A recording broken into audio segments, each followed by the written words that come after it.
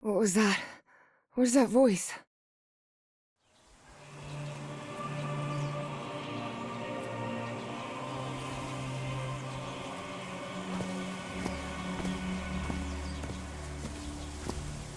This is the story of a young girl. A girl who had strange and disturbing dreams. I know this place. I've been here before. This is the ancient stone city amidst the jungle.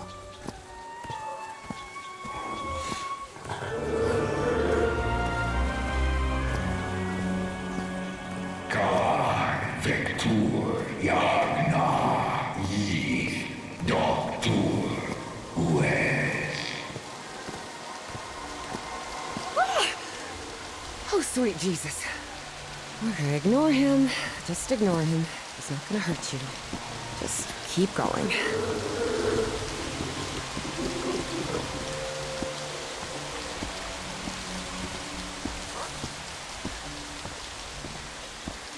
This constellation. Where am I? This is not the Earth.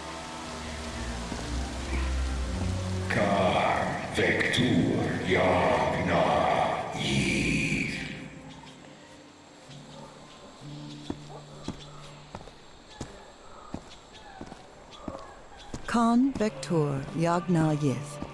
In other words, find a statuette and save my race.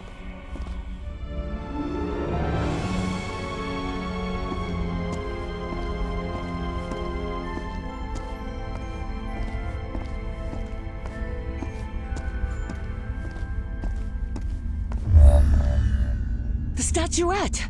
Here it is. Finally! I have to get it, I have to...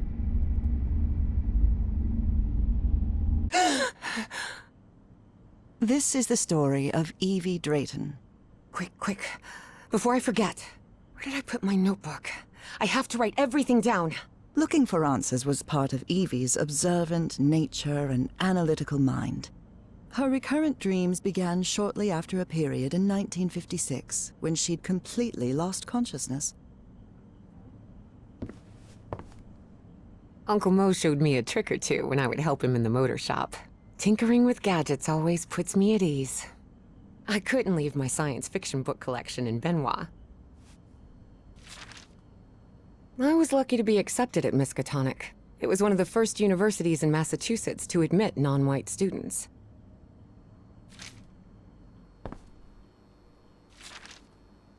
This photo was taken during my amnesia.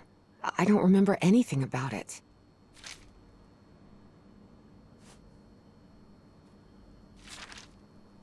Beatrice, along with me, is one of the few ladies studying physics at Miskatonic. This scary fellow that haunts me in my dreams is a Dimetrodon. He roamed the Earth 270 million years ago. Julian, Beatrice, Herbie, and I, we're always together. I've searched every astronomy book at the Miskatonic Library, but none of them contain any reference to this constellation.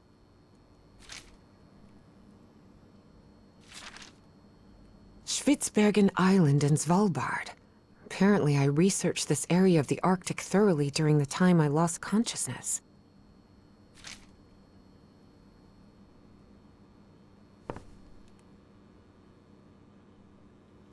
Oh, here it is.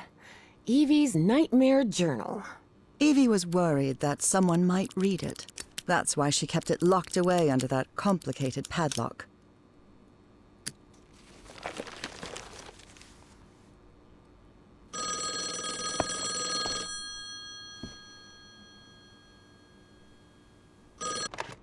Yes? Is this... are you Evangeline Drayton? That's right. Who am I talking to?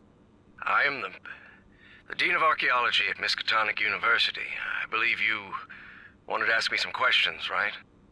Yes. Yes, of course. It's a pleasure to finally meet you, Professor Meet me today at 6 p.m. at 5 Prospect Road. outside of Boston. Boston? That's almost a 2-hour train ride from Arkham. I thought Do you want to talk or not? Yes, of course. I'll be there. 6 p.m., Prospect Road. See you in a couple of hours, Professor. All right, I should get ready. There's a lot of information here about my strange dreams and my amnesia. I'd better go through it again before I leave. I don't want to miss any questions when I talk to the professor. The Hydrangea Foundation took care of the insurance payout for Dad's accident. I had scholarships to attend several black colleges in the South, but it was the Foundation's money that allowed me to cover the tuition here at Miskatonic.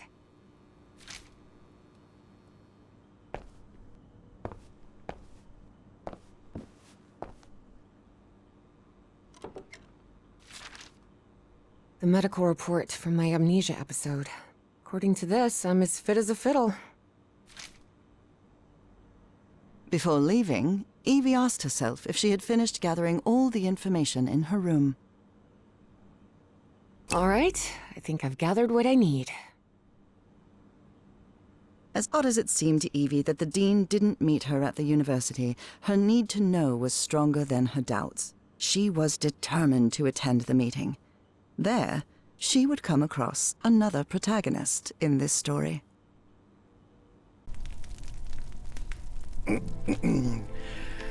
So, you have finally decided to talk to that young lady, Professor.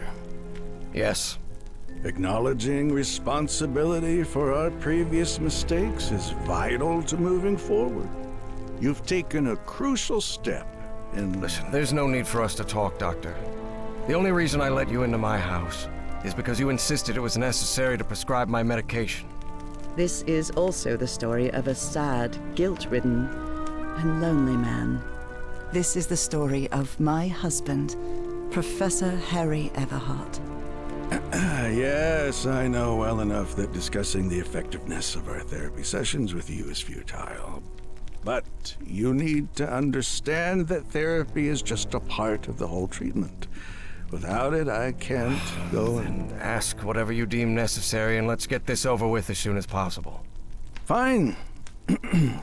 What about your position as dean at Miskatonic University?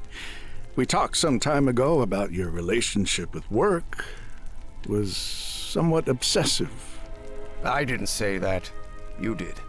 Well, you told me you practically lived secluded in this very home, and the only thing that drove you to leave it was your job obligations. So, how would you define that? I do what they pay me for. Teaching, student assessment, and certain logistical duties fall within my responsibilities. Cheering at the Miskatonic Mariners football games does not. And are you happy with that? With your life now? What kind of question is that? Well, I'm asking it because it sounds like you're subjecting yourself to a kind of self-punishment. I am not. Next question. There's another topic you've never wanted to delve into, Professor. Would you now be open to... You're going to do it anyway, so go ahead. Okay. What happened to your wife, Professor?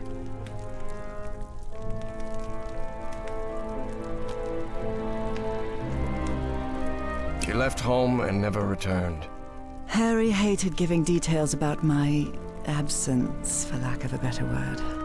Especially if those details meant talking about a certain expedition. I see. And how do you feel about that? What's my wife got to do with all this? You see, the reason I'm asking, Professor, is because when we began therapy, you mentioned visions. Some sort of oily shadows casting themselves on the wall. You mentioned those visions began shortly after whatever happened to your wife. So, tell me, do you still see those shadows, Professor? No. Not since I started taking the medication, at least. Excellent! That means the medication is working. Listen, there is There is something different I want to try in today's session. I believe hypnotherapy might... Don't even think about it. Hypnotism is a scam. Professor, with all due respect, I believe you're mistaking mesmerism with hypnotism. Even so, if you want me to prescribe the... You won't give me my medication unless I submit to your quack experiment, is that it? Well, I'm deeply sorry you see it that way, Professor. But I need you to trust me in this. Then go ahead. Wave a pocket watch in my face if that's what you need to do. There's no need for pocket watches, Professor. The sound of a metronome will be more than enough. I need you to relax and free your mind. And think of something pleasant. A fond memory, if you will. Something that took place here, in the Everhart Manor. A fond memory? In this place? It wasn't easy for Harry to find a fond memory in the same manor where he had spent an extremely unhappy childhood. Maybe. Maybe. December 1930. The last Christmas my wife and I ever spent at Everhart Manor. She insisted on coming, despite my parents never approving of our marriage. But that was the kind of person she was. Interesting. Tell me more about it, Professor Everhart. Every time I gave her a present, I prepared a little scavenger hunt. She loved it. She loved solving my stupid riddles. As you may have noticed, this story has more than one protagonist. And though I am not one of them, I believe I, Nora Everhart, play a crucial part in it. Can I open my eyes now, Harry? Not yet. We're almost there. Let me open the door and... Now, open your eyes. Look what you've prepared. It's another one of your scavenger hunts, huh? Of course, old pal. Now, if you want your present, you'll have to earn it. Can I use my journal to write down clues? Well, technically that's against the rules, but I'll turn a blind eye this time. You're so kind.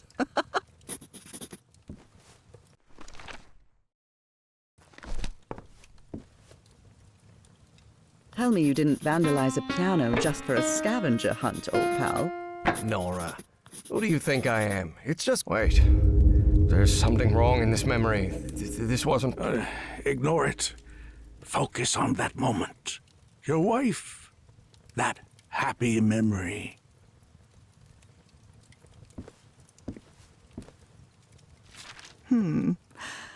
What are you up to now? Oh boy, what a drawing. Is this supposed to be a tree? Of course it is. I'm doing the best I can with my limited art skills. Well, at least you're good at playing the piano. I'm seeing those oily shadows in here. Why am I seeing those shadows? Focus, Professor. Keep remembering. Do you remember when we slow danced to Dear Old Pal of Mine at Maddie's house? Do you remember when we slow danced to Dear Old Pal of Mine at Maddie's house? The end of the Great War Party and our first kiss. How could I forget?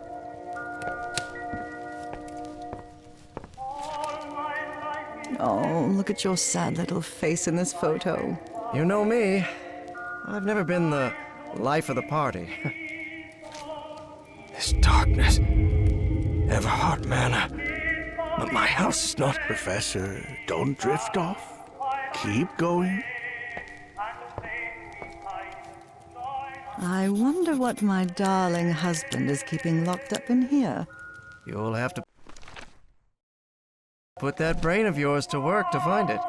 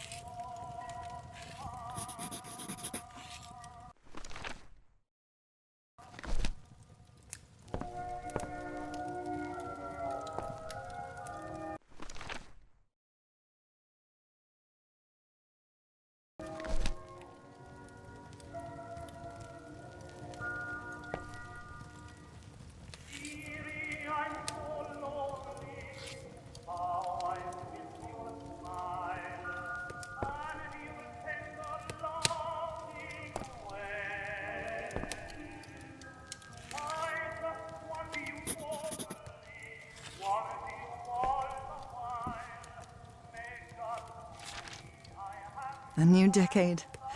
I wonder what the future has in store for us.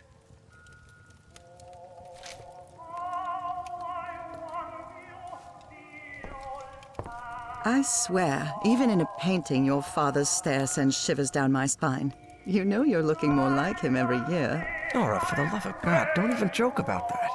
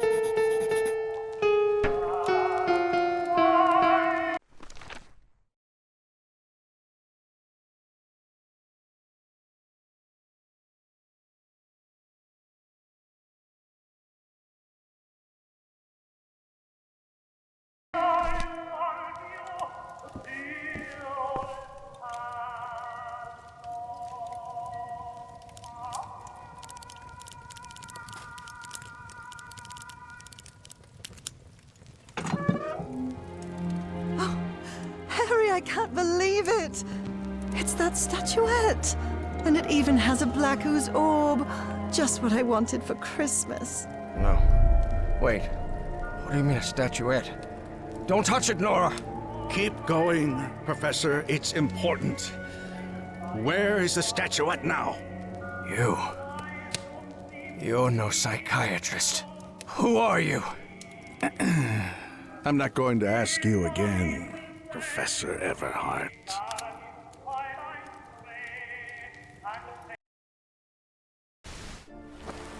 Shortly after Harry's peculiar hypnosis session, Evie finally arrived at Everhart Manor. Prospect Road 5. Here it is. Professor Everhart. It's me, Evangeline. Wait. What is going on here? Professor? Is everything all right?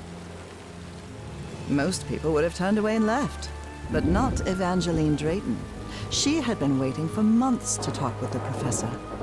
No way was she letting it slip away. So, she decided to climb over the walls of the Everhart Manor.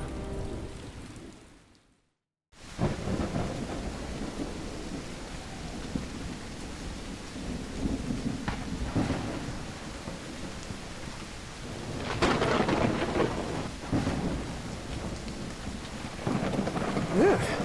This looks like something straight out of Tales from the Crypt. Hey, that window is open.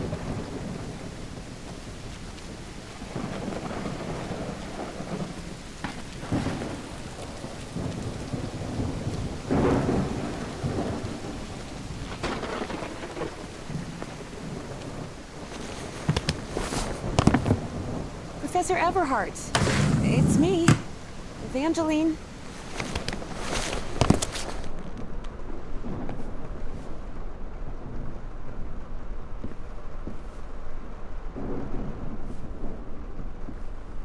This fellow really looks like the professor, but it's not him. That must be Elizabeth Everhart. She looks sad. The Everhart children, Harrison, Madeline, Richard, and Donna. It appears the Everharts have been quite well off for generations. Or so they used to be.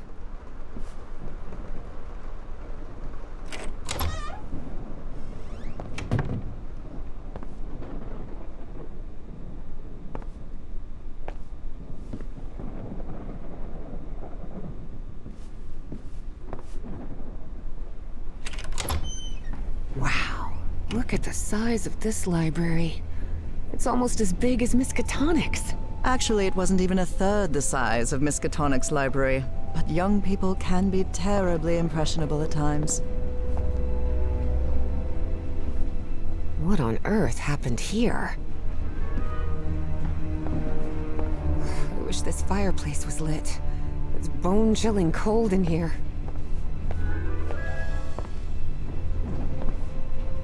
Dyer was my applied geophysics professor. He was very strict. Strange character.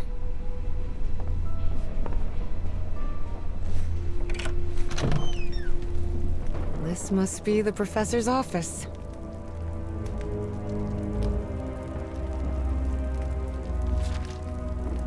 Greenhouse and the mausoleum.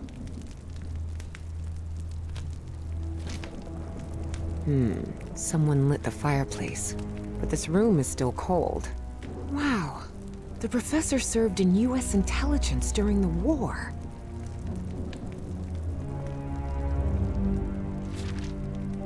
Astrology is the most utterly stupid thing I've ever come across.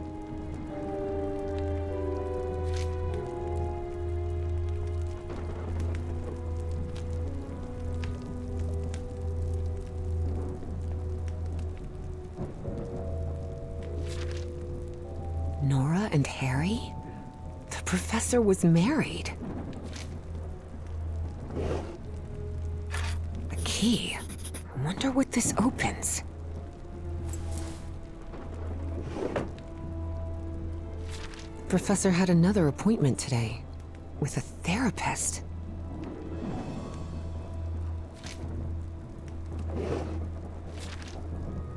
Despite his tone, this Bowen fella doesn't seem particularly friendly. Professor Everhart doesn't look so intimidating in that portrait.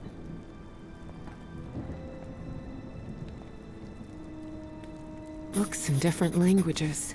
Spanish, Italian, German, Latin. Looks like one is missing.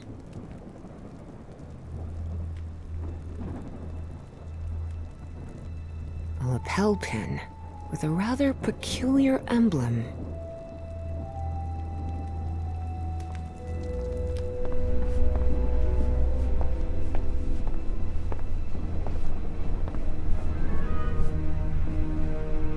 There's something oddly comforting about spinning these globes.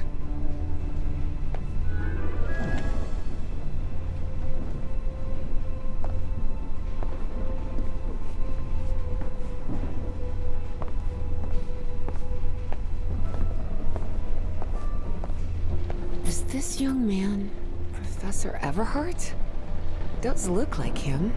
Evie's last remarkable trait was her extraordinary memory, a gift I was never blessed with. So allow me, the narrator of this tale, to be the one taking notes. For the sake of clarity, of course.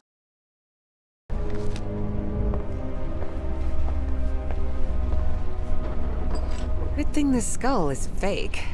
Ugh. Rich people definitely had weird ways of entertaining themselves. But it wasn't mere entertainment. Harry's mother's life had long been shaped by tragedy, and she had become obsessed with the afterlife.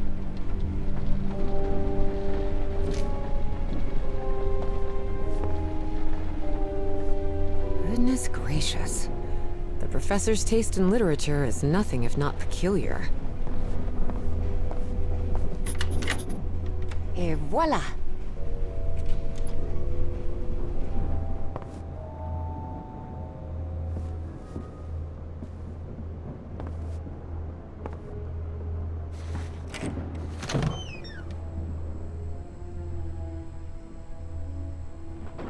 The man's definitely a dead ringer for the professor.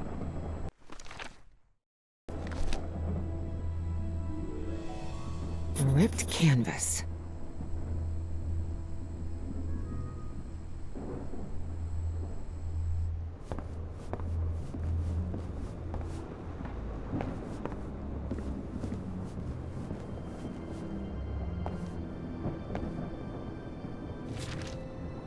Looks like the professor's father was involved in politics.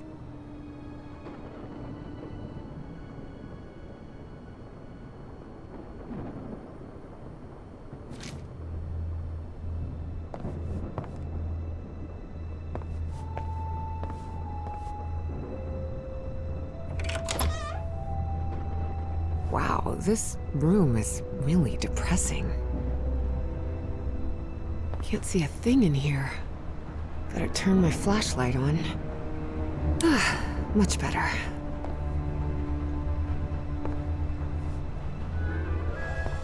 Someone has ripped the canvas. There's a Latin inscription in its frame. Providere debemus.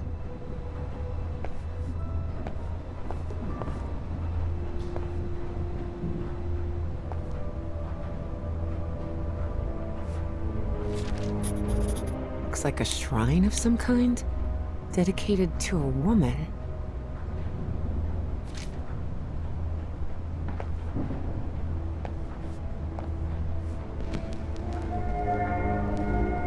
Under different circumstances, I might have found this song beautiful, but at the moment, it sends a shiver down my spine. A driver's license with a certain Manuel Silva.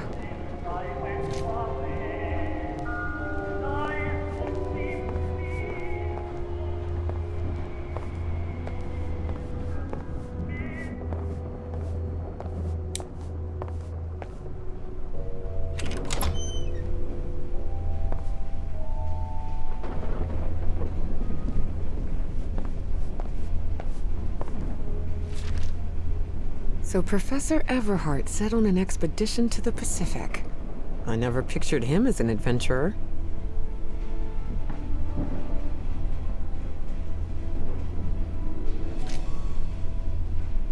That expedition must have been quite important for him. Oh, it had certainly been important to him, and to the other expedition members.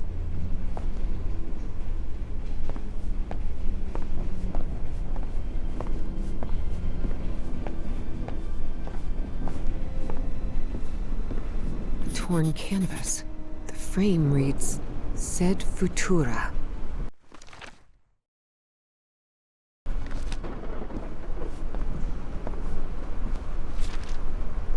There are a lot of pictures of that fireplace.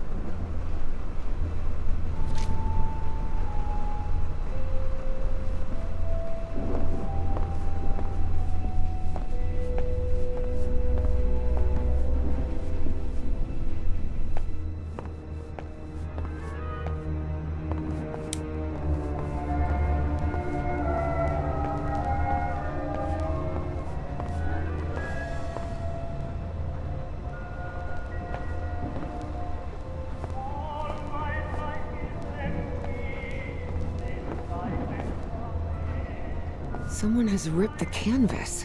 There's a Latin inscription in its frame. Providere debemus.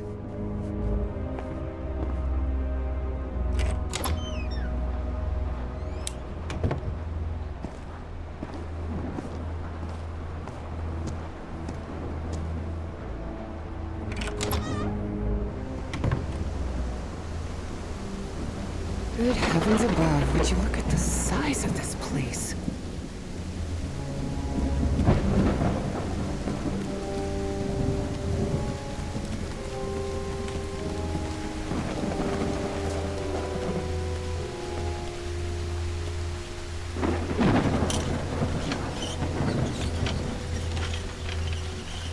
It looks like there's a symbol carved into that bucket.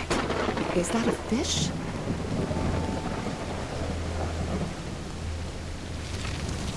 This vase-like thing with a face engraved on it can be rotated. What kind of madhouse does the professor live in? It's raining cats and dogs here.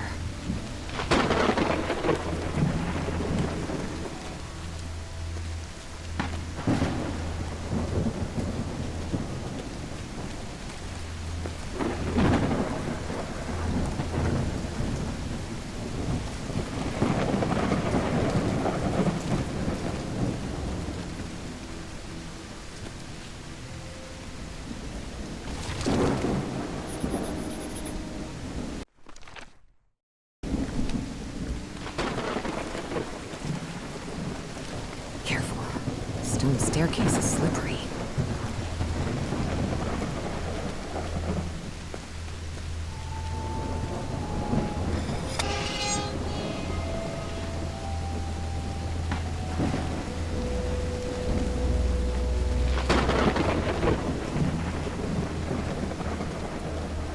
Darn it. This door is locked.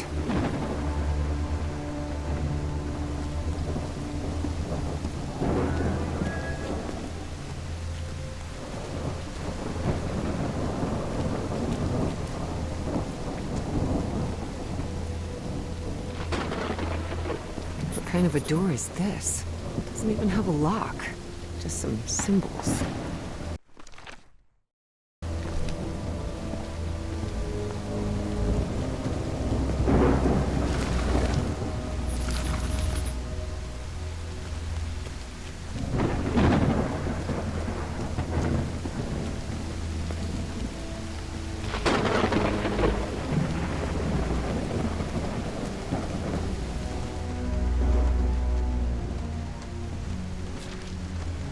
Hidden room?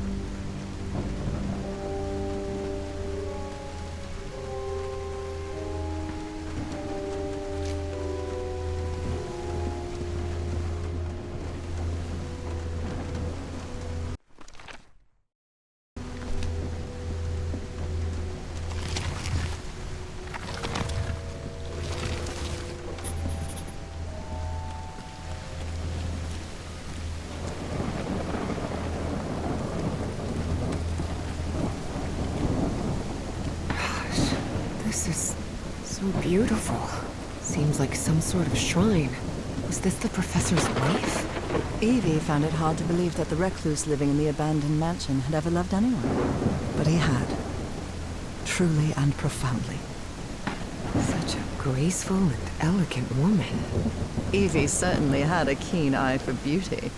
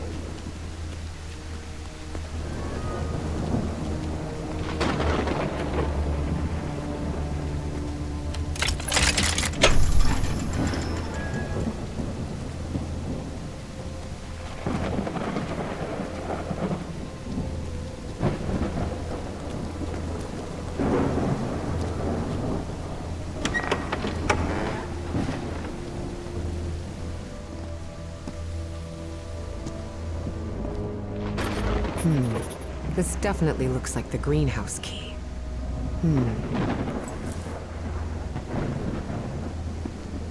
Oh dear. A dead child. This is simply heartbreaking.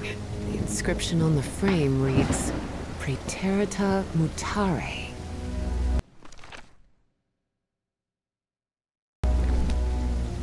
In loving memory of our firstborn son, John Everhart Jr.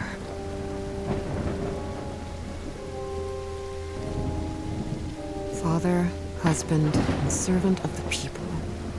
This must have been the professor's father. Found her path in the shadow of morning? Maybe this guy was in the army? That's from the Bible. Psalm 1, verse 1. This person must have been quite devout. Harry rarely spoke of his brother John, mostly because he had never known him. The boy had died years before Harry was born. Still, he believed that tragic incident had played a critical part in his mother's obsession with the occult. Excellent.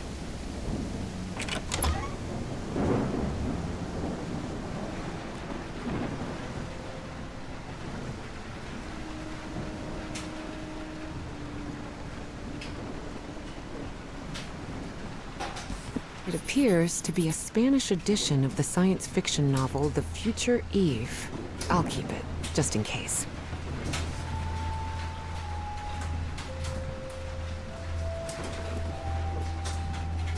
These white flowers are scattered all around the mansion.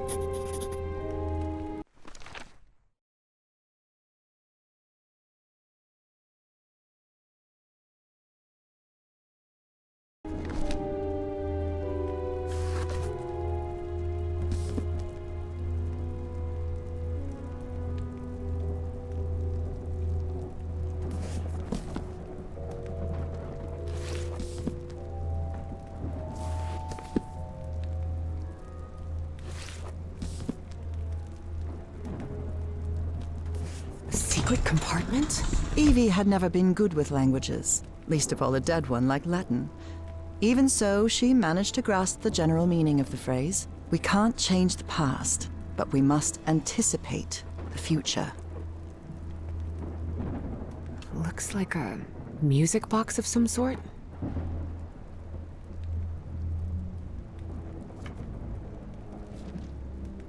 Unbelievable. There's some kind of secret compartment in the fireplace. Feels like a mystery novel.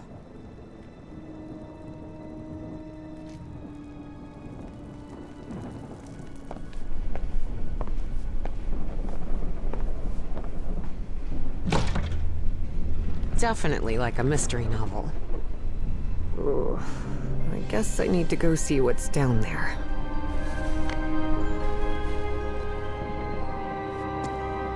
Professor!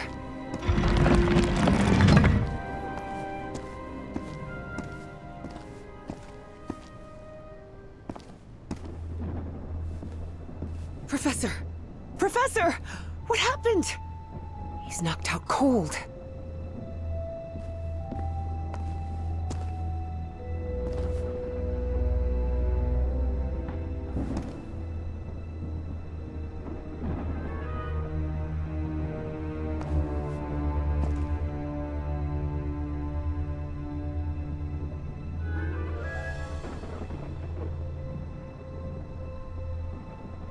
The statuette's broken.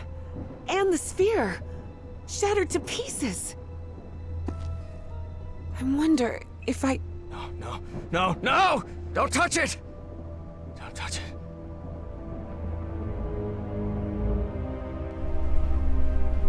Introductions between strangers are always a bit awkward.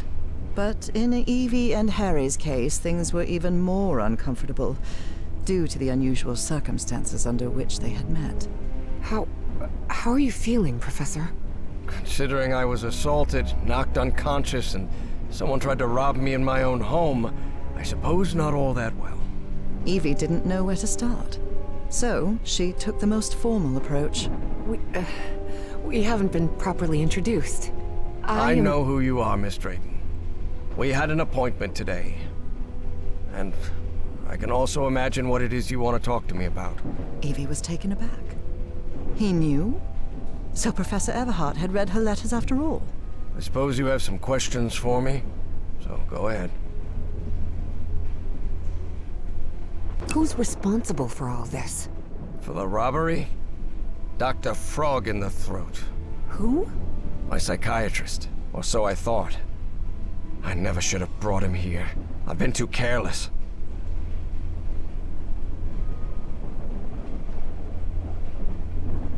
Statuette is in pieces.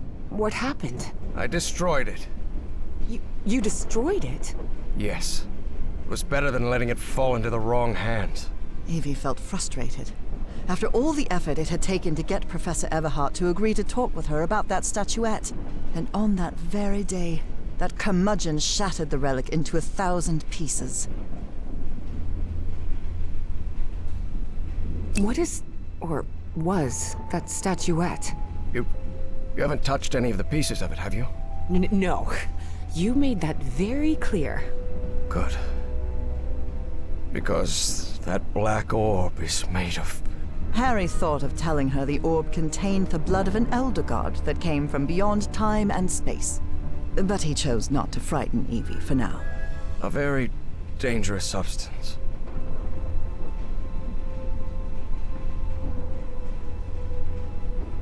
I thought the statuette was in the Miskatonic archive.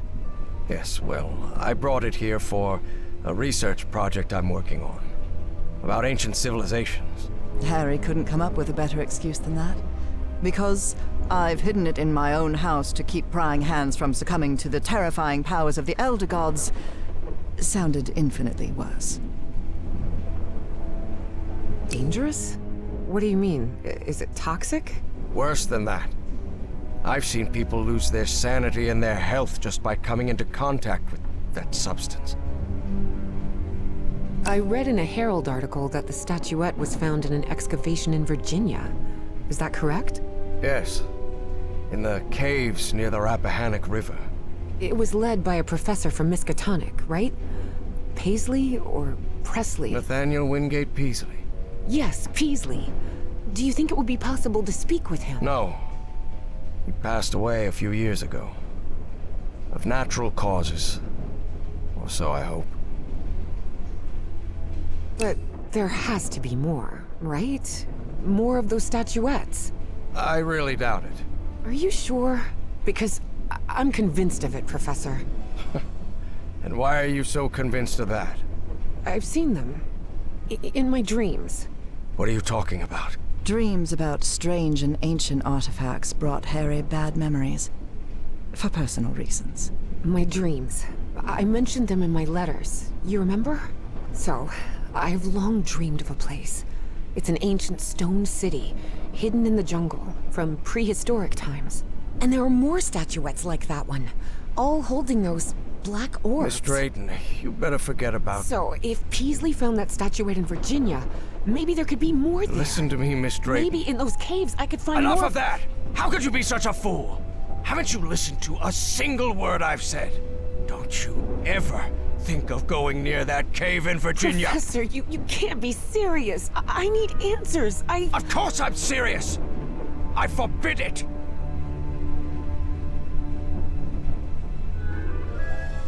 Would you stop yelling at me? Grumpy old jerk. Look, I don't know who you think you're talking to, but nobody speaks to me in that tone. And what have I done to you to be so mad at me anyway? Because as far as I know, if it weren't for me, you'd still be locked up behind that fireplace. So you can talk to me till you're blue in the face, but you're not going to forbid me from going anywhere. Do you understand me? It had been years since anyone raised their voice at Harry, and for the first time in a long time, he felt that an interaction with another human being had been authentic. Perhaps not very enjoyable, but authentic nonetheless. That fireplace can be opened from the inside, Miss Drayton. Oh, well, But even so, I owe you an apology. You've taken quite a risk without even knowing me, Miss Drayton. So, thank you. all right. Apology accepted. You're completely determined to go to those caves, aren't you? Yes, absolutely. You're right. I can't stop you from going to Virginia. But how do you plan to get there from Arkham? Well, I don't know. I hadn't really thought about it. I don't think there's a regular bus service, is there? No, there is not. So here's my proposal. I'll go to Virginia with you. I'll take care of all the expenses, don't worry. If there's one thing I have plenty of, it's money. All I ask in return is that you please follow my instructions while we're there. And be very careful. We'll look for whatever it is you want to find there, and then we'll leave. The Agreed, Miss Drayton? Yes, yes. Thank you so much, Professor. And don't worry. I promise I won't get in any trouble. Harry couldn't help but doubt that Evie would keep her promise. But even so, he immediately liked that sharp-tongued and stubborn girl. Which made sense. Harry had been a good friend of Evie's father, after all.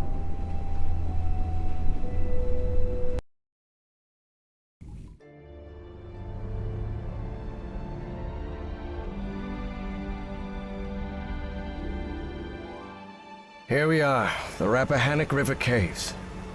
But this place is closed off. It is indeed. Apparently one of the excavation members died in there. An archaeologist named John Teague. That's why the government shut down the dig shortly after the statuette was found. Wait, so what we're doing here is illegal? If I told you that we were trespassing, would that stop you from going in, Miss Drayton?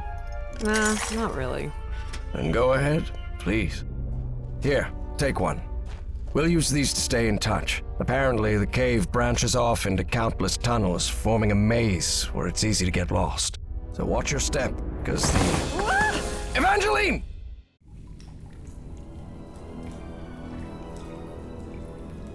Miss Drayton! Miss Drayton, can you hear me? Are you all right?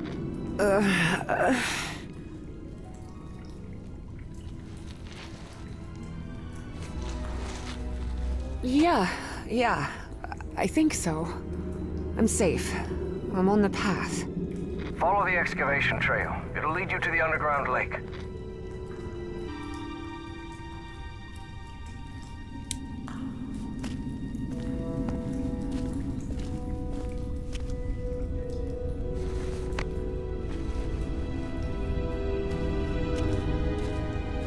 A lake?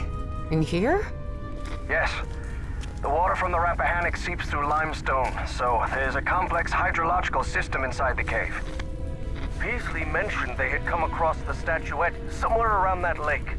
It was one of the few things he still recalled from the dig.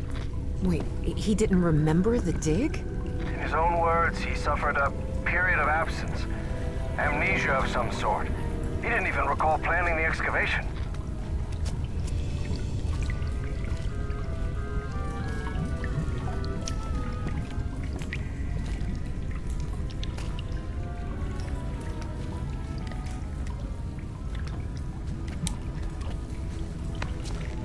Professor, you won't believe this, but I had amnesia too. I don't remember anything from September to November of last year. When I came to, I was surrounded by books and articles about a place in Norway called Spitsbergen. Spitsbergen? Isn't that near the Arctic Circle?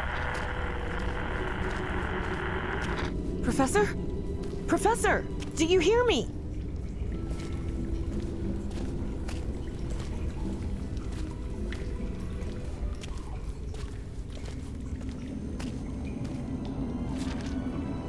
Well, everything was properly cleared for the excavation, no doubt about it.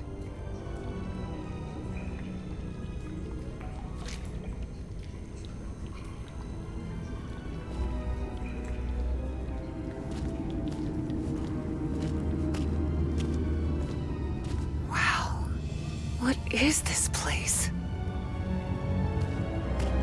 Miss Drayton, over here. I'm here. I'm glad to see you. I thought you'd gotten lost. Are you all right? Yes, thank you. You weren't lying about those tunnels. Have you found anything, Professor? This mural. Come take a look at it.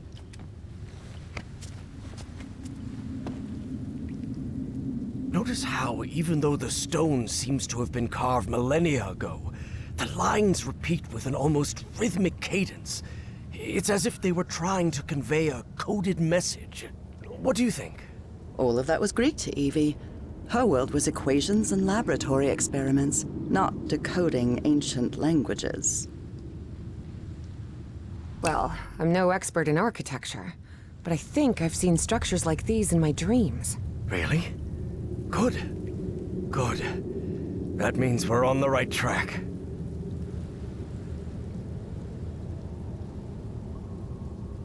Gee, you do seem genuinely interested in this. Well, it's an occupational hazard, I suppose. Despite his best efforts, Harry had failed to bury his excitement for archaeological fieldwork. But I'm mostly doing this to help you. Do you think we might find more statuettes like Peasley's down here? Miss Drayton, you were the one convinced you'd find more statuettes here, not me. Yes, you're right. Is there anything I can do to help? Take a look around the site. If you find anything worth noting, let me know. I will, Professor. I'll take a look around, see if I can find anything interesting. Fine. Just don't wander too far from the excavation site. What do you think this means, Professor? Warnings? Directions? Timelines? For now, it's hard to tell.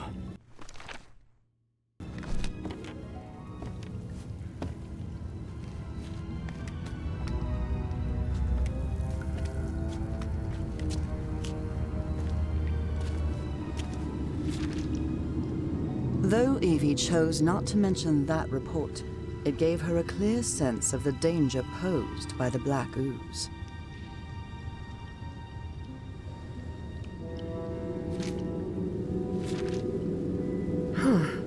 The wording here is peculiar, to say the least.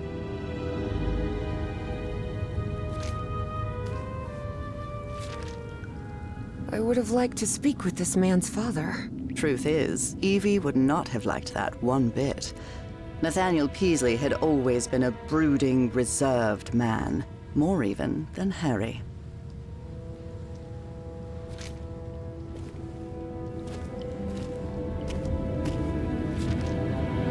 Such strange plans.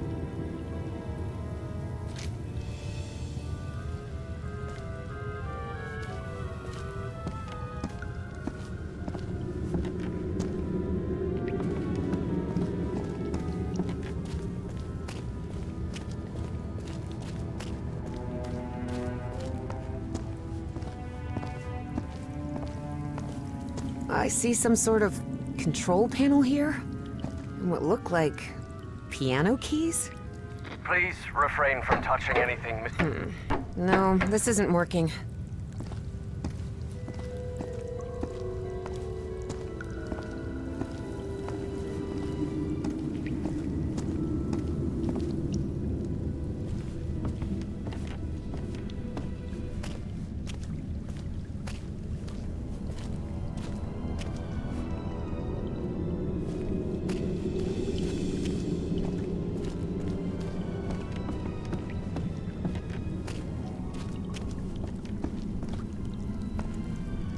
There's some kind of stone dumbwaiter here. What? A dumbwaiter?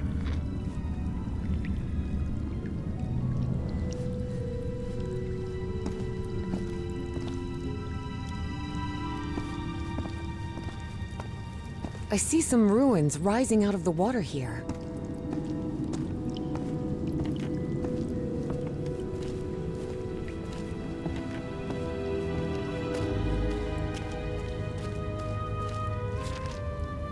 I found a report stating that the entire cave may function as an open-tube acoustic resonator, sustaining standing sound wave patterns.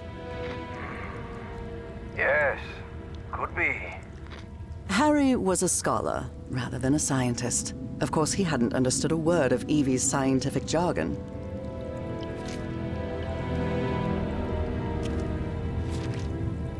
Professor, have you read this report? Does Project Kronos mean anything to you? No, I've never heard of it.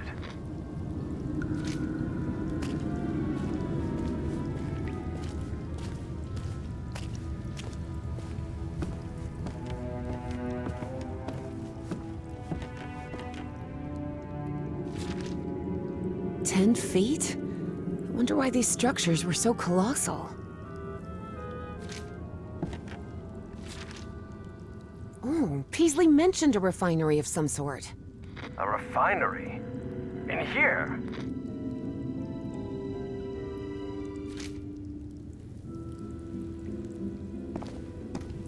There's another mural.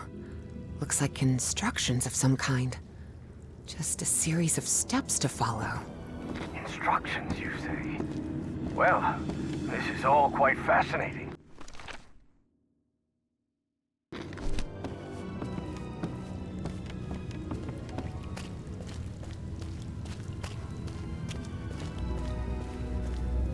found some diving equipment. What if Peasley didn't find that statuette near the lake, but rather beneath the lake? You're not thinking what I believe you're thinking, Miss Drayton. Well, that depends. What do you believe I'm thinking? Getting into that diving suit and going down into the depths of the lake. No. I just want to take a look around. That's all. This empty cylinder will do.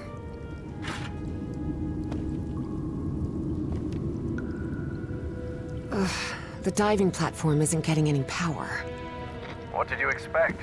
The expedition wrapped up nearly 10 years ago. Nothing will be working after all this time. Still, best not to mess with it.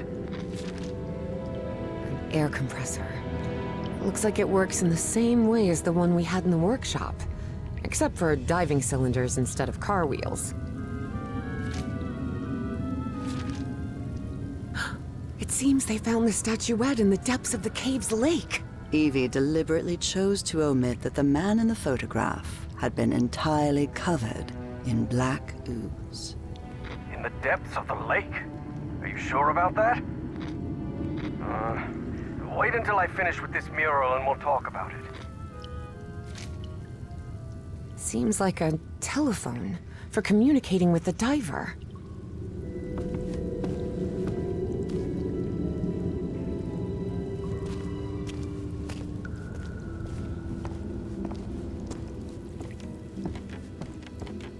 Here's another one of those murals, and it looks better preserved than the one you're examining. Excellent. When I'm finished with this one, I'll come take a look.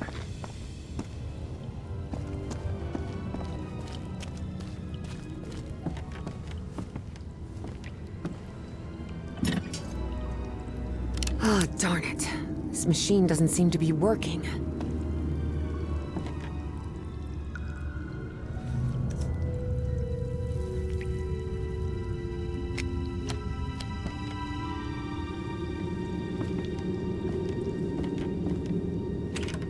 The wiring in this place doesn't look too tricky. I think I could get it running again. They're teaching physics majors to repair junk now? Hardly. My Uncle Mo showed me the ropes. He and my dad had a workshop back in Benoit. Even so, try not to touch anything, please. Now it's working.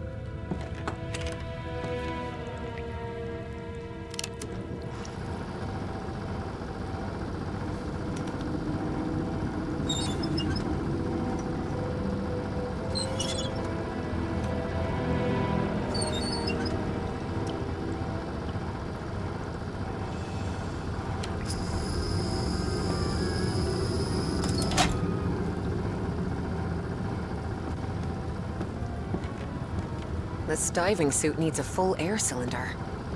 Well, it must be full of air now. You won't believe it, but I managed to get the whole diving system working.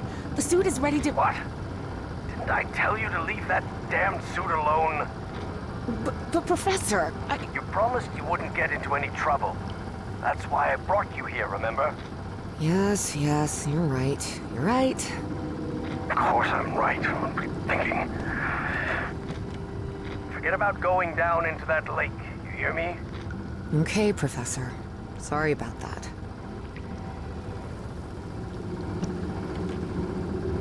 Evie knew perfectly well that going down into the depths of the lake was not only dangerous, it was reckless. Besides, she had given the professor her word. So she asked herself if she really wanted to go down there. And the answer, of course, was yes. Professor, can you hear me? I'm sorry, but I'm going down. What? Are you out of your mind? Don't do it! You're going to— I have to go, Professor. I'm sorry.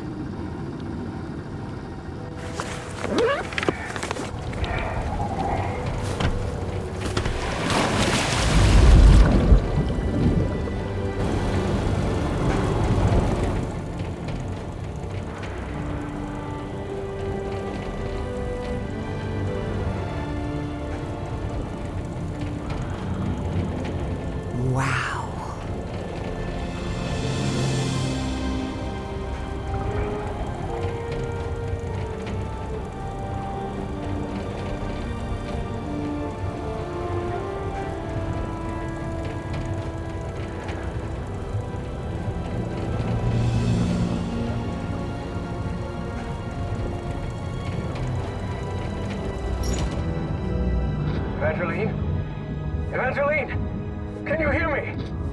Yep, I'm here, Professor. How could you go down there on your own? That was utterly reckless. Don't you realize the danger you're in? Come back up right now. Please calm down. It's all right. I just want to take a look down here. Evie felt she was so close to finding answers. And she was already down there. What harm could it do if she just took a look at that refinery? This is madness.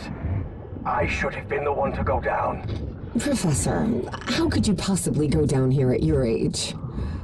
What do you mean at my age? I'm only 67. Oh, I'm sorry. I thought you were like 80? Harry found himself thinking he might have let himself go too much. 80 years old? Really? Oh, must be the beard. Tell me what you see, please. It's hard to put into words.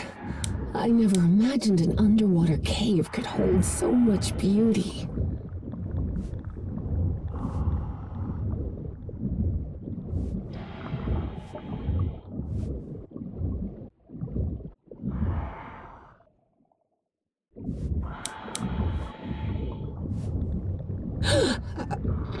What's happening? This place is full of black liquid waterfalls? Miss Drayton, please. Turn back at once and return by... Oh no. No! I'm trapped! There's a column of black ooze behind me. Oh god. What do I do? Keep calm, Evangeline. We'll find a way out, all right? And most important, don't go near the black ooze under any circumstances. Now move forward and tell me what you see.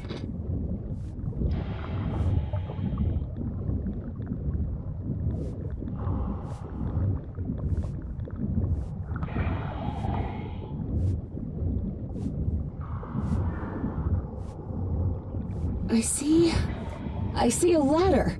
Someone from the excavation must have made it this far. Climb it. The farther you are from the black ooze, the better.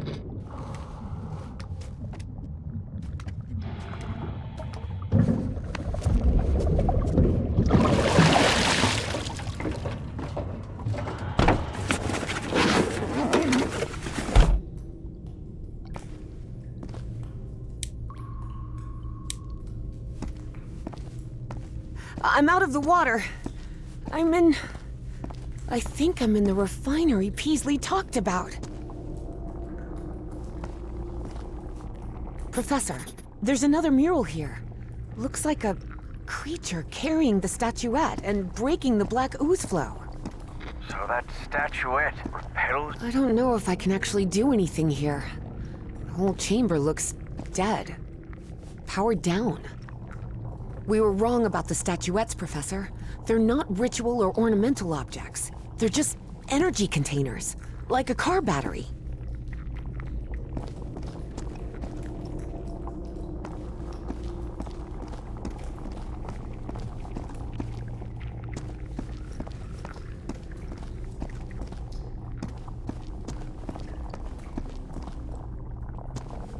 Wait, what? What is it, Miss Drayton? It lit up. Everything in here just lit up all of a sudden.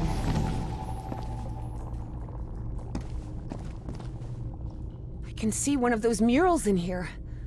But this one is massive. Wait a minute. I know this. I've seen this hundreds of times. In your dreams? No. At the university. This is a blueprint. A technical drawing. Thousands of years old, but that's what it is. And you won't believe this, but everything in here runs on... Black ooze. How could you possibly know that? I just know. Tell me what else is in the mural.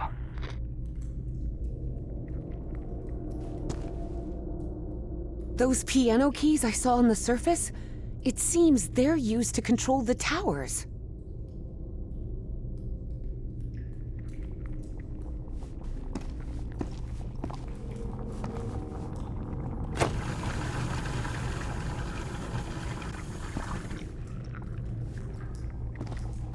I'll try to redirect the black ooze upward.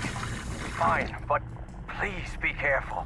Don't worry. This isn't so different from the fluids lab back at Miskatonic.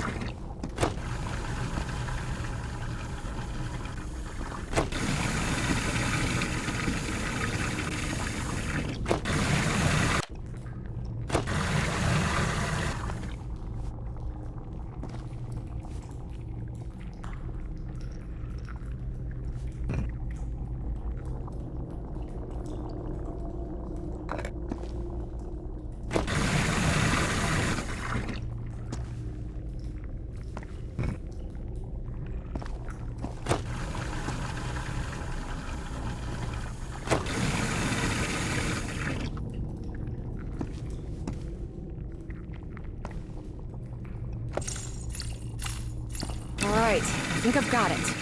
I've redirected the black ooze upwards, so... Yes. Something's happening up here. Let me take a look.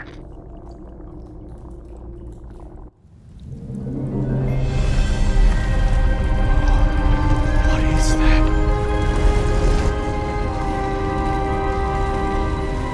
Harry's fascination was growing. Here he had living proof of an ancient civilization with technology beyond anything he had ever seen.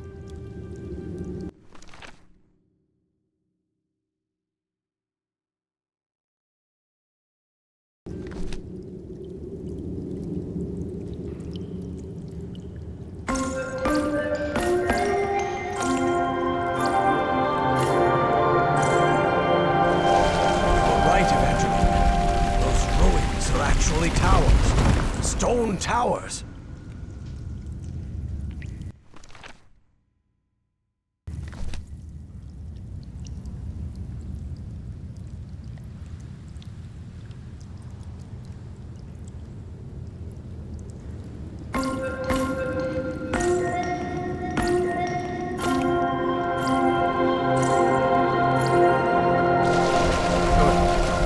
Rotated the tower to the right.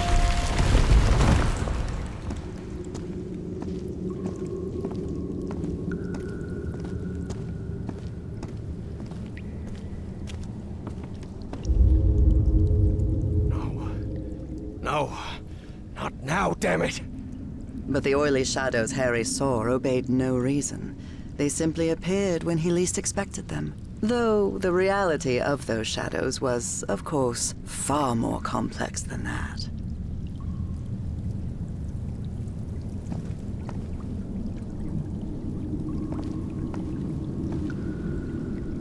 Evangeline, there's another mural in here. Do you think you can interpret it, Professor? What does it portray? Apparently they used fire to do... something. That makes sense. This is some sort of refinery, after all.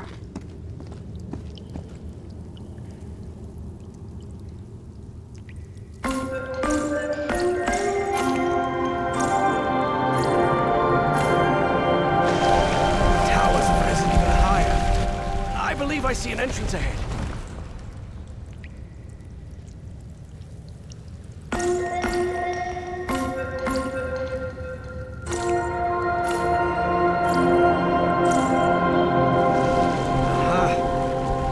Play the notes in reverse order. They trigger the opposite effect.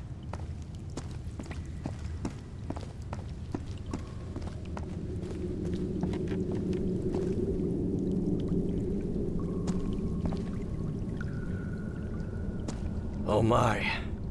What is it, Professor? You were right. This stone tower is filled with statuettes. For many years, Harry had been haunted by that statuette. Still, he felt reassured to find that none of these held a sphere of black ooze. What does this mean? Filling?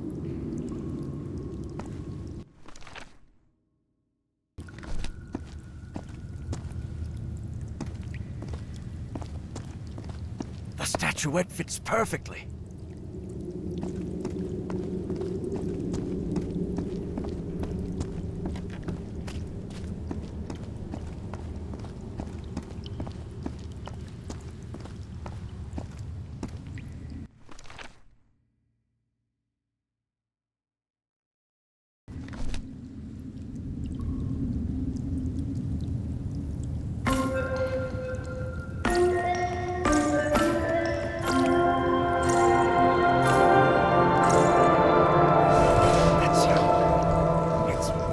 The tower with black ooze.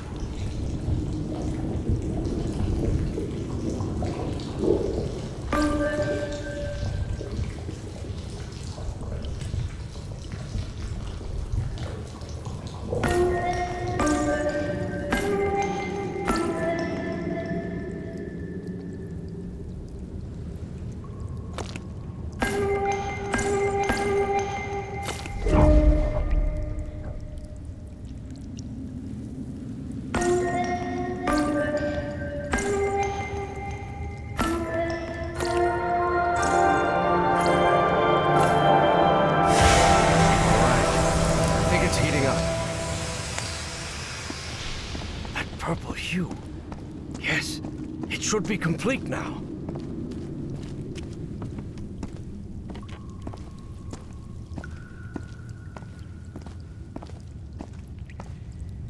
Harry glanced uneasily at the freshly made black orb. He didn't like it one bit. All right. I think I've followed all the steps. Now I just need to send it to Evangeline. I hope she knows what to do with it.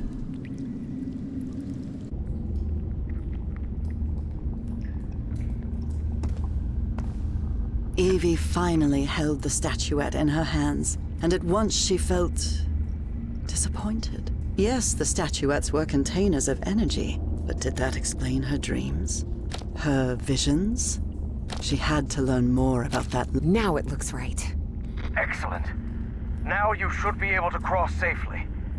Come on, get out of there, quickly!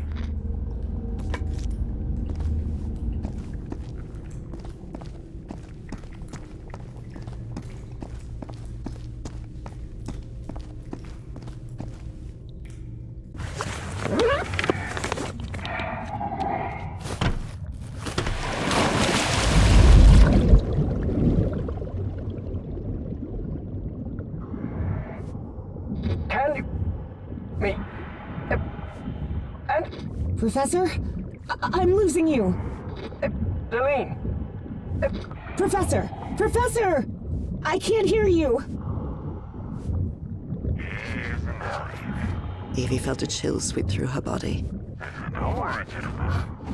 Everything's gonna be fine. Impossible though it was, she had just heard her dead father's voice, unmistakably.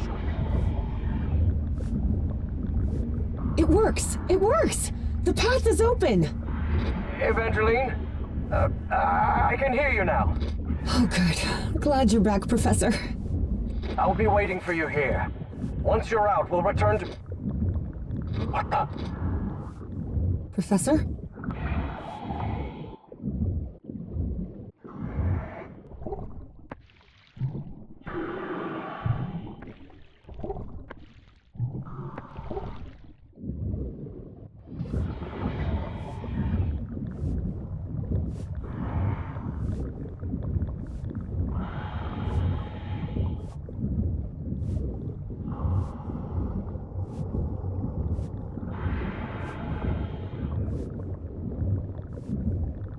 Evangeline, listen to me.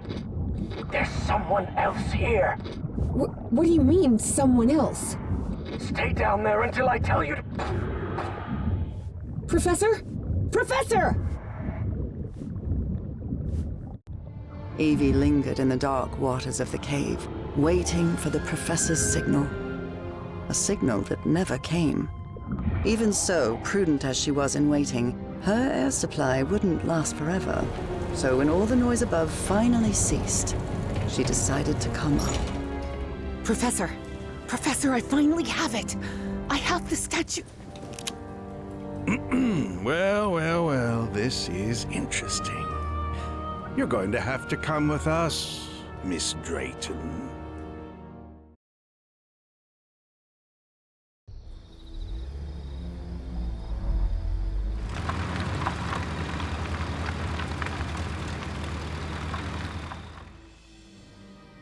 Wake her up. Welcome back, Evangeline. Finally, this is also the story of an obsessive, manipulative, and ambitious man. This is the story of Caleb Bowen. Wait, where am I? I'll be the one asking the questions here, girl. My name is Caleb Bowen. I work for the United States government. Bowen often made that claim, though it was at best a half-truth. Sure, he'd worked for the government once, but that was a long time ago, and he'd been running solo for years. Do you realize that you trespassed on a site closed off by the United States government? And more importantly, that you were seen in the company of Professor Harrison Everhart. You may not know this, but Everhart is a subversive individual. We suspect he may be working for the communists. Bowen kept lying. He knew Harry could be many things, but a communist was definitely not one of them.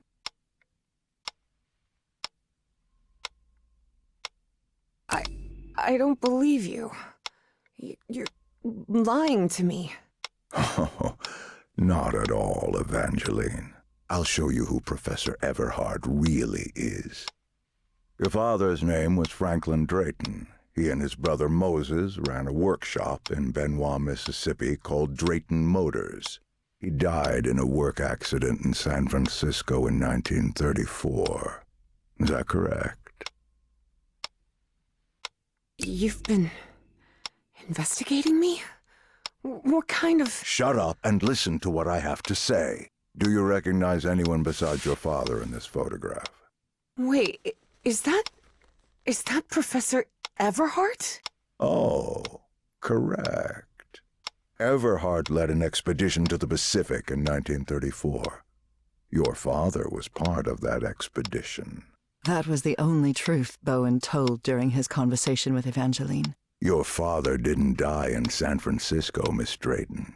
He died in excruciating agony, alone and abandoned, on an island in the Pacific, and all because of Professor Everhart. I bet he never told you that, did he? In fact, every member of the Everhart expedition died or disappeared under mysterious circumstances. Even the professor's wife, whose strange illness was the impetus for the expedition, vanished under equally mysterious circumstances. I didn't vanish. I simply fulfilled my destiny, accepting the painful sacrifice my husband planned. No, that can't be. Someone would have found out. Oh, not at all. If there is one thing Professor Everhart has, it's money. Enough to buy off the press for their silence. Evie was in shock and full of doubt.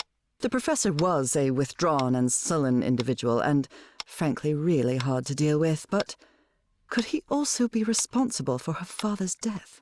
Despite her doubts, she kept silent, and wisely so. She still didn't trust this Bowen fella, regardless of his claim that he worked for the government. Now you know the kind of person you've gotten involved with, Evangeline. And the kind of trouble you're in. I have a few questions for you. For your own good, I suggest you cooperate. That platform beneath the lake in the Rappahannock River caves, how did you manage to activate it? You're wrong. I didn't activate any platform. Don't try to lie to me, girl. You're no good at it. You must have recognized the girl's cognitive pattern, I'm sure of it. She even mentioned a period of amnesia. Just like Peasley. I hope you're right. Evangeline had not the slightest idea what those two men were talking about. Next question. You said a word while you were asleep. Pnakotus. Do you know what that means? It means pompous government jerk with a ridiculous pencil mustache. You watch your mouth, girl. I'm warning you. Final question. Have you heard of someone named Dr. West? Yes, he's a famous proctologist. Maybe he could help with your hemorrhoids. This is a waste of time, Pharaoh. It's obvious the girl is hiding something, but there are more effective and less traumatic ways of getting that information. You're right. Proceed.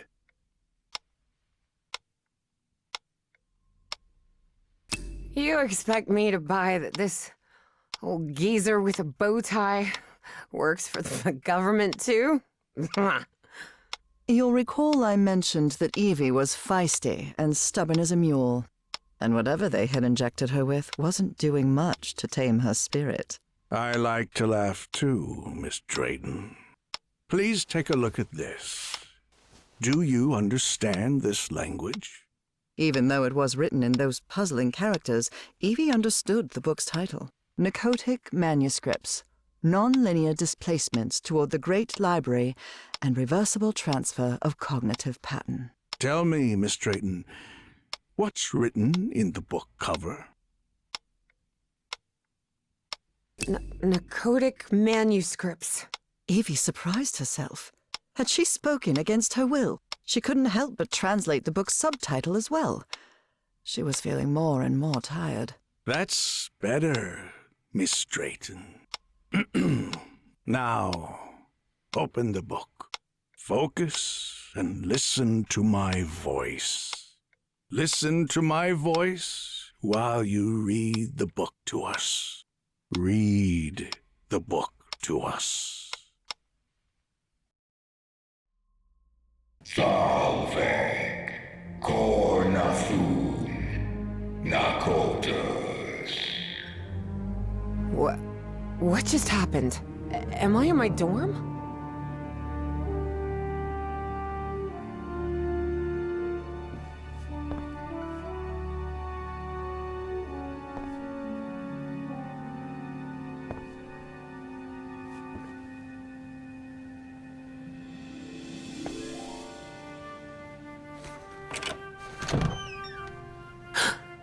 Oh no, Evie was not in her dorm room.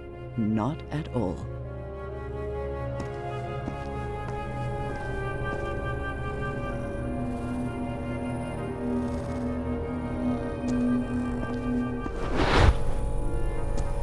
Hey, over here, Evangeline. Hey, how are things, kid? Papa! Papa! But it can't be! You're alive? Oh, of course I am, darling. But you have to find a way. That was not her father, of course. You must reach Pnakotus.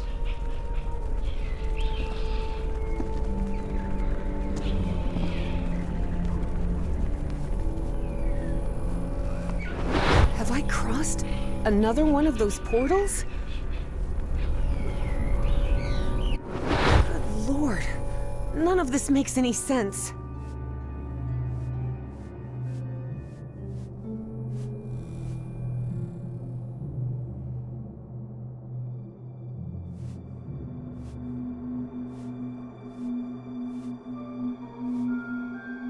This is weird. Really weird. Salvek, Kornathun, Pnakotus.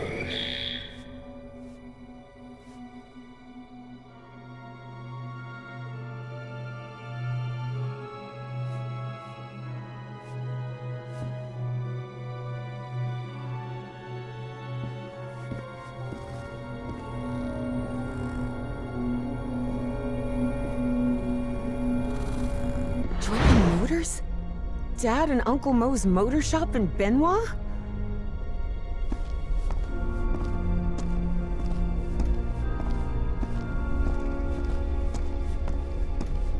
Moses, we're running out of money. If we don't get some cash soon, we'll have to shut the shop down.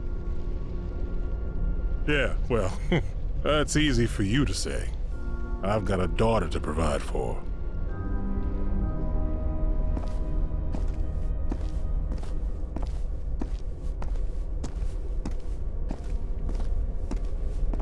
You're a whiz, mister. Would you be interested by any chance in an exciting job opportunity in the Pacific?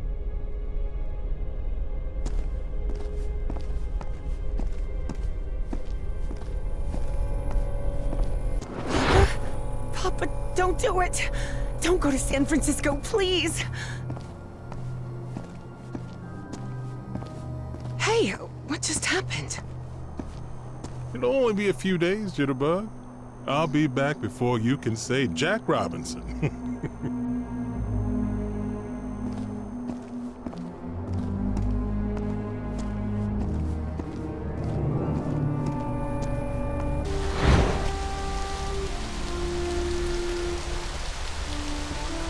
Drayton is dead, but it doesn't matter. His death brings me closer to an answer. I'll do whatever it takes. The only thing that matters is Nora's life. Wait, no. That doesn't sound like the professor at all. Evie realized Bowen's lies were seeping into her thoughts.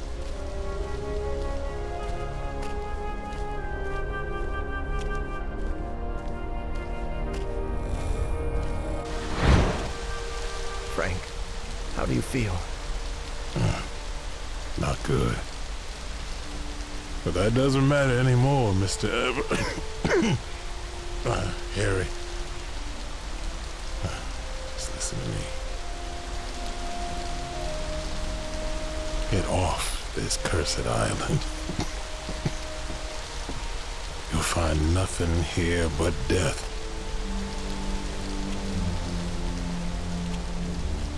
Go back home. Spend what time you've got left with your wife. And there's another thing I want to ask of you.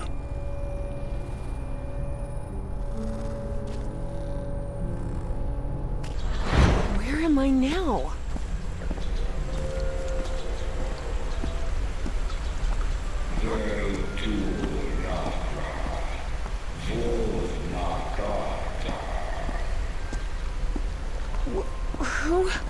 Who are you? Salve, Cornathun, Pnakotus. The great engineer?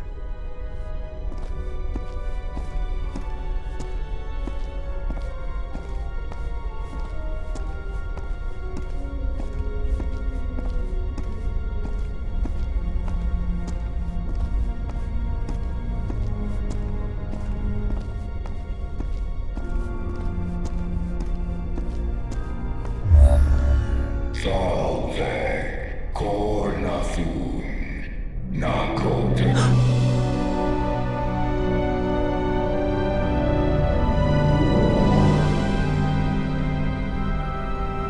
Incredible. Did you hear that? We were right. We finally found the coordinates. At last, we know where Pnakotus lies. Thanks for your cooperation, Miss Drayton. About an hour after Evangeline had her otherworldly vision, Finally, I'm inside. Harry snuck into the same building where she was being kept captive. He had been there many years ago, when he was seeking funding for the Everhart expedition.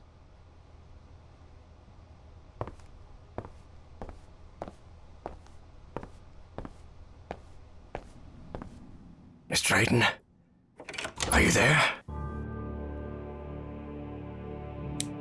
What on earth? Harry had always suspected that the Starry wisdom was something far more sinister than a simple astronomical society. And as soon as he stepped into their inner sanctum, his worst fears were confirmed. Bastard. Goddess of protection and love. A statue of Horus. Egyptian god of order and justice.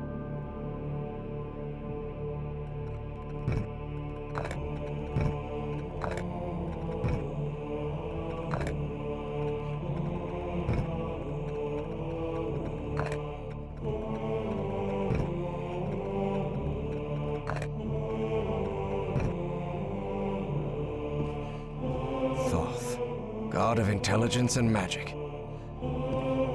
That is Sobek, god of fertility and life and lord of the Nile. Anubis, Egyptian god of the underworld.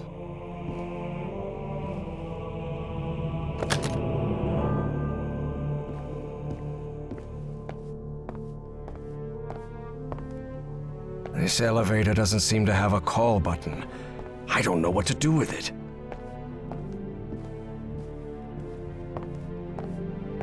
Egyptian hieroglyphs?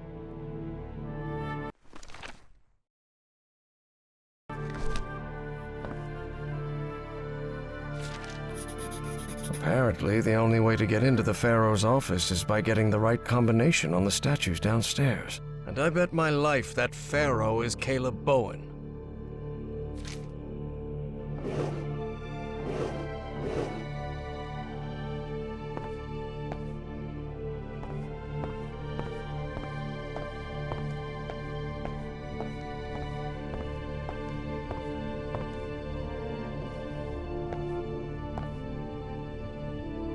Only those who have been enlightened know the divine geometry of the tetrahedron, which grants access to the gates of knowledge. What's this load of baloney? A tetrahedron.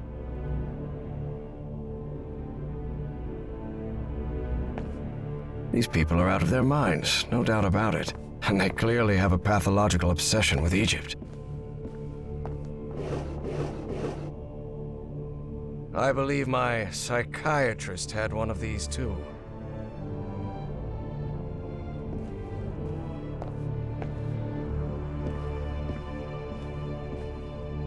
There's a pyramid in the center of this chamber. I wonder if... certain sections of this pyramid seem to move. For a moment, Harry wondered whether it was a good idea to mess with the mechanism, but he quickly dismissed the thought. Even if it meant alerting someone, he had to find Evangeline and get out of there.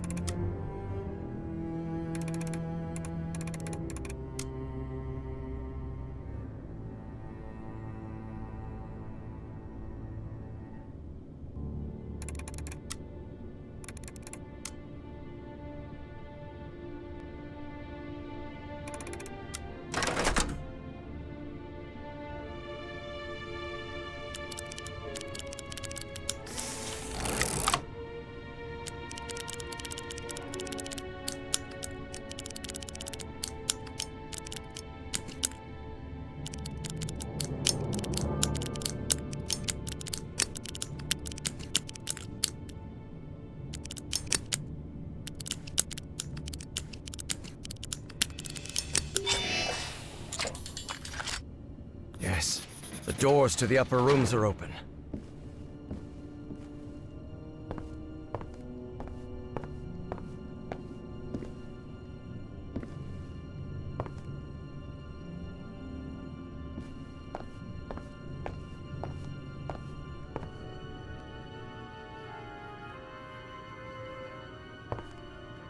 This looks like an astronomer's office. So these freaks have masks, code names, and hieroglyphs assigned to each of them.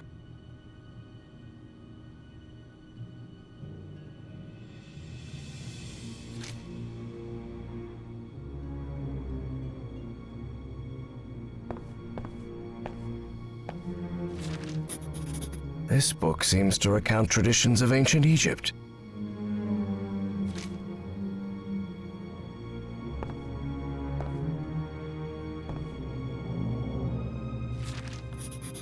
Heaven's sake, these kooks really are obsessed with ancient Egypt.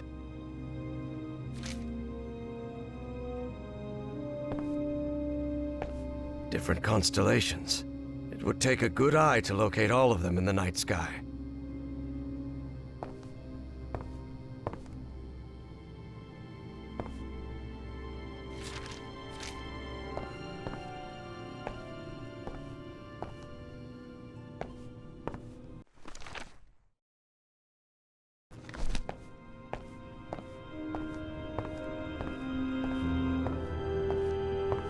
An archaeologist's office for sure.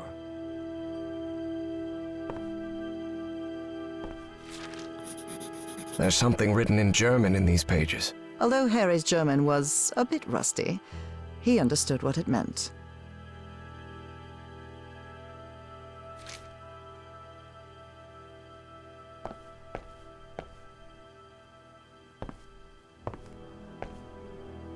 This must be the group's official photographer.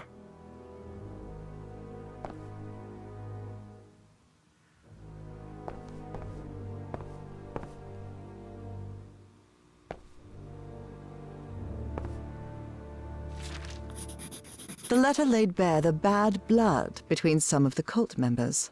Something pretty common when power-hungry fanatics are involved.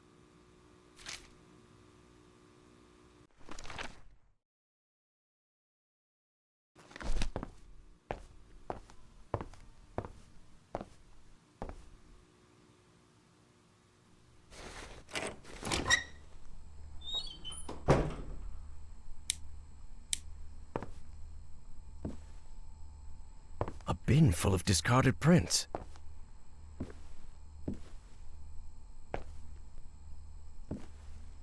Looks like a device to make prints from photographic film.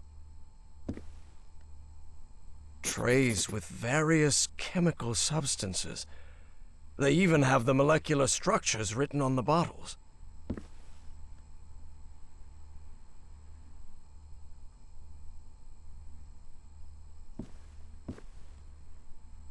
A bin full of discarded prints.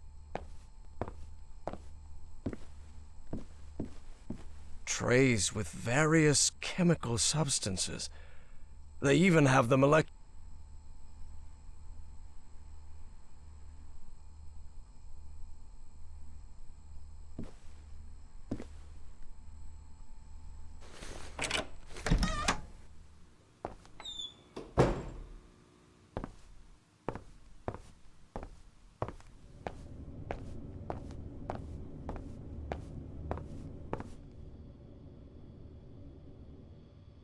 This office looks expensive.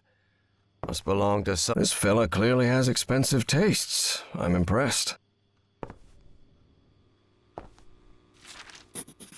What nonsense are they talking about now?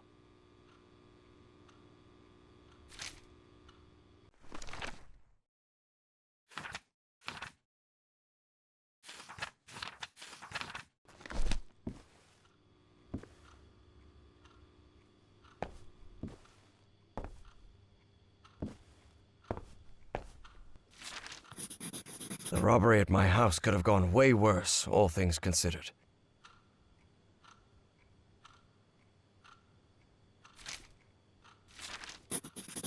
You have to be some kind of narcissist to snap a pic of yourself, especially if it's just to show off your muscles. October 29th.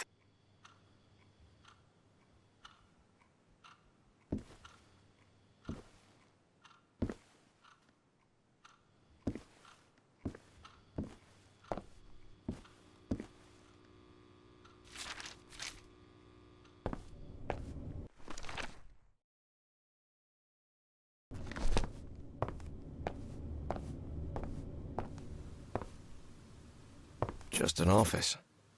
But this couch... maybe from a psychiatrist's office? This metronome still makes my skin crawl. He sounds glad to be rid of him. Pharaoh already announced the ritual positions. I'll have to be next to Orion nearly all year. Harry immediately recognized the voice of Dr. Frog in the Throat. I've always despised spoiled rich kids, and Orion's no exception. I'll have to pretend I tolerate him, but luckily I'm fairly skilled at pretending. 1955. So they've been doing this for a while now. A roll of film. I wonder what's on it. Drat. This is my prescription. From Dr. Frog in the Throat.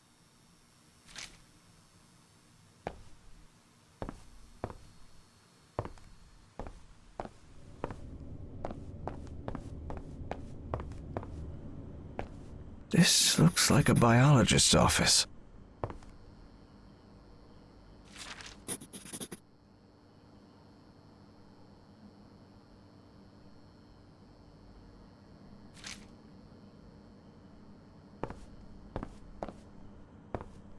The shelf is packed with every kind of specimen. Looks like it came straight out of Dr. Frankenstein's lab. I'm sure I could name all the fish in this aquarium. Much to his dismay, Harry had become something of an expert on fish, especially those with striking spotted patterns.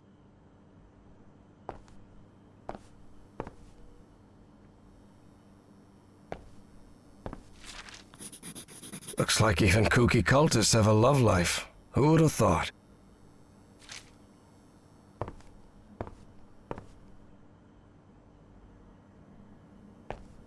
Hanging your college diploma on the wall while you're in some sort of weird cult doesn't strike me as the smartest idea. They rotated the positions. What does that mean?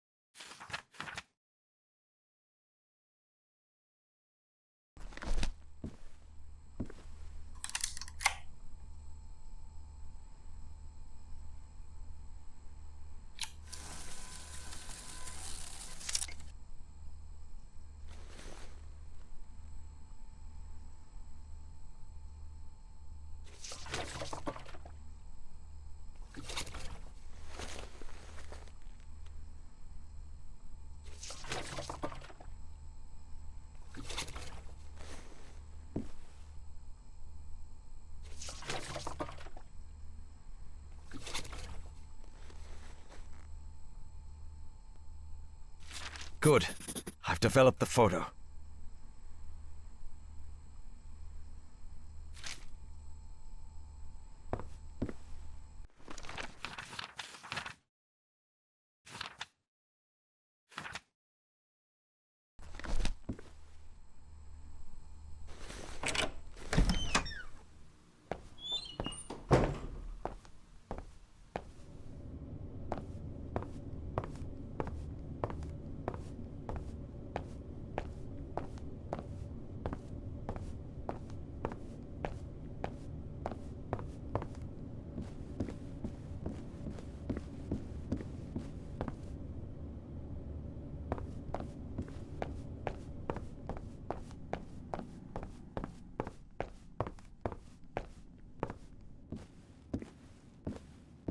Bastard. Goddess of protection and love.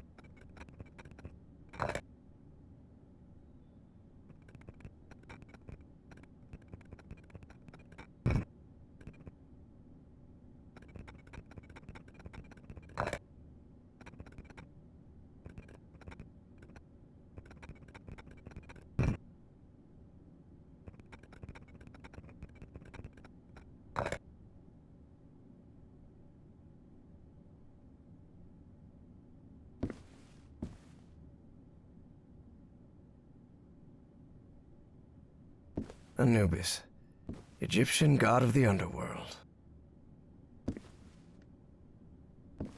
That is Sobek, god of fertility and life and lord of the Nile. Thoth, god of intelligence and magic.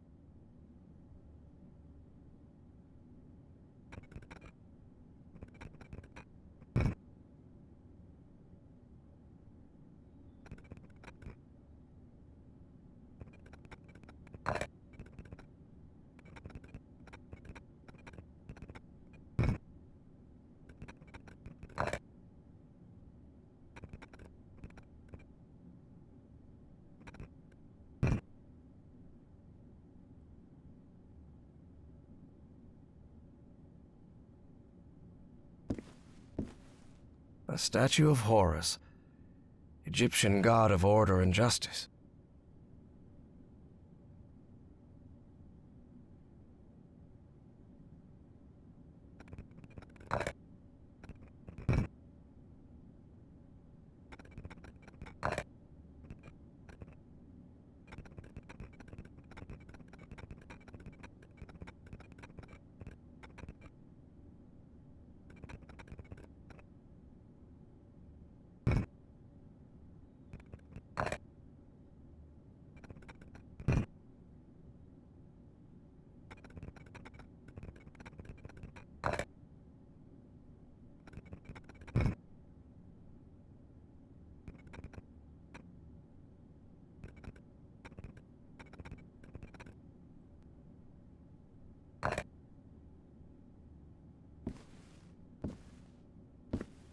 Anubis, Egyptian god of the underworld.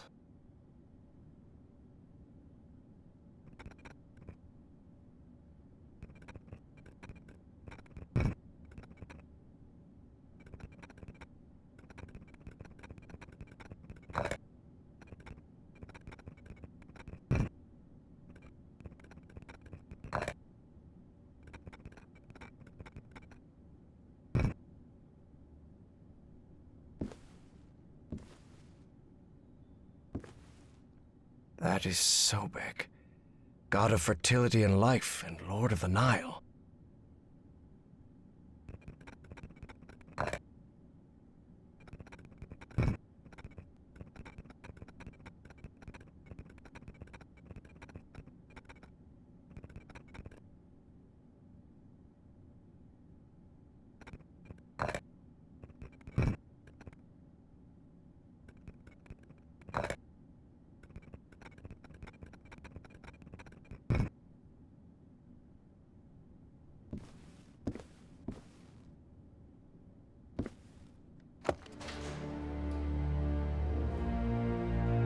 That elevator.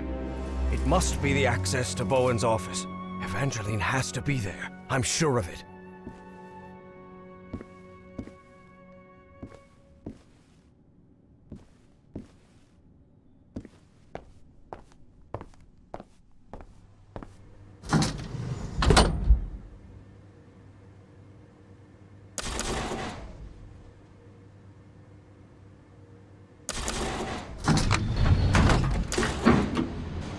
As he rode the elevator up, Harry regretted not bringing a weapon. What if Bowen was still up there?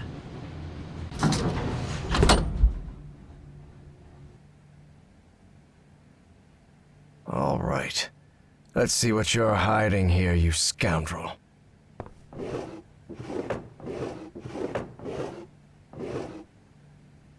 Well, looks like they give this medal to just about anyone.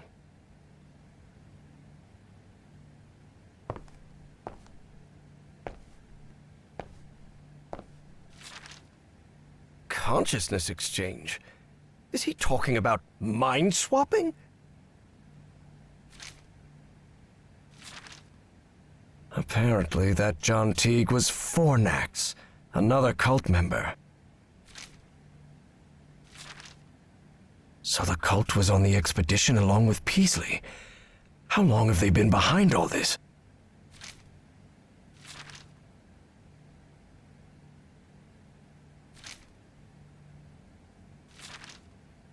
Spitsbergen. That's the place in Norway Evangeline mentioned.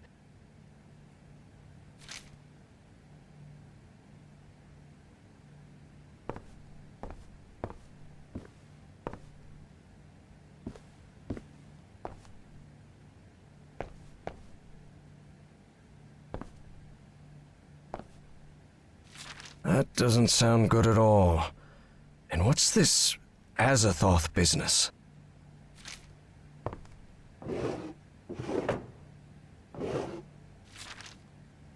I knew Bowen would never abandon his Nazi pals.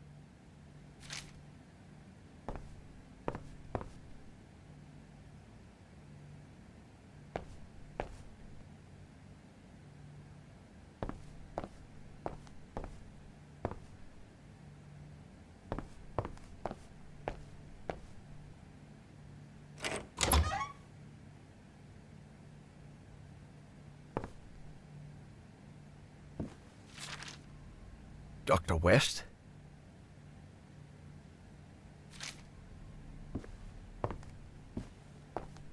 This creature seems vaguely familiar.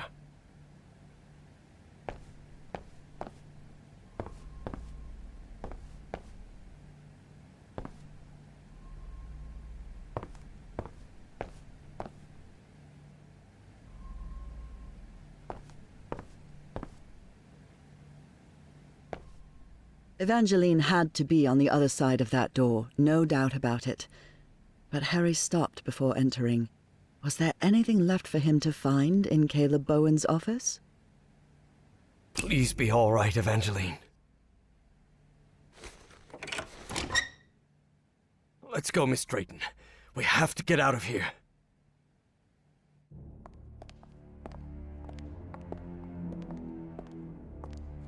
Look, it's the engineer. I've seen one of those creatures before. In my dreams. In the stone city, in the jungle. He spoke to me in my dreams, Professor. I have Forget about it, Miss Drayton. We'd have to call the police and... Calling the police won't do any good, Professor. We have to go to Spitzbergen. I need to talk with him, with the great engineer. Miss Drayton, don't you realize this doesn't make any sense? We can't chase Bowen and his... No, you don't understand. Bowen isn't in Spitzbergen. He's on his way to the city, on his way to Pnakotus. Harry couldn't believe what he had just heard. Evangeline had mentioned a place he had known in dreams, long ago.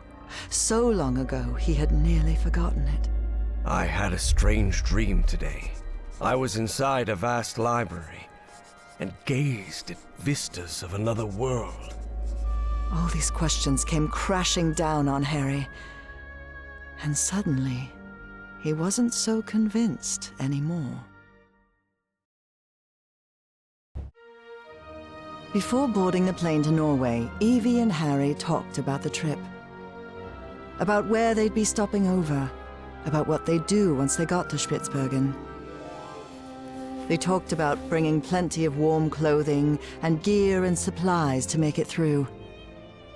They talked about getting their documents and passports in order. They even talked about the strange city they had both dreamt of. But Evie knew there was something they hadn't talked about.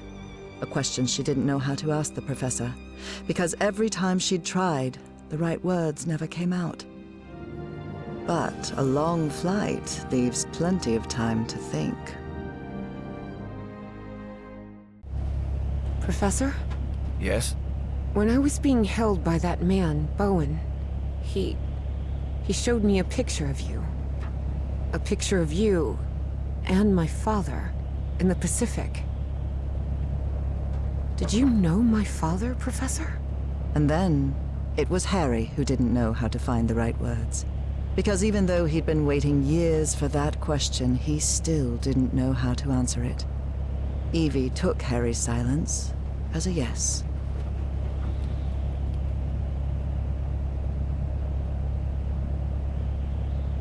How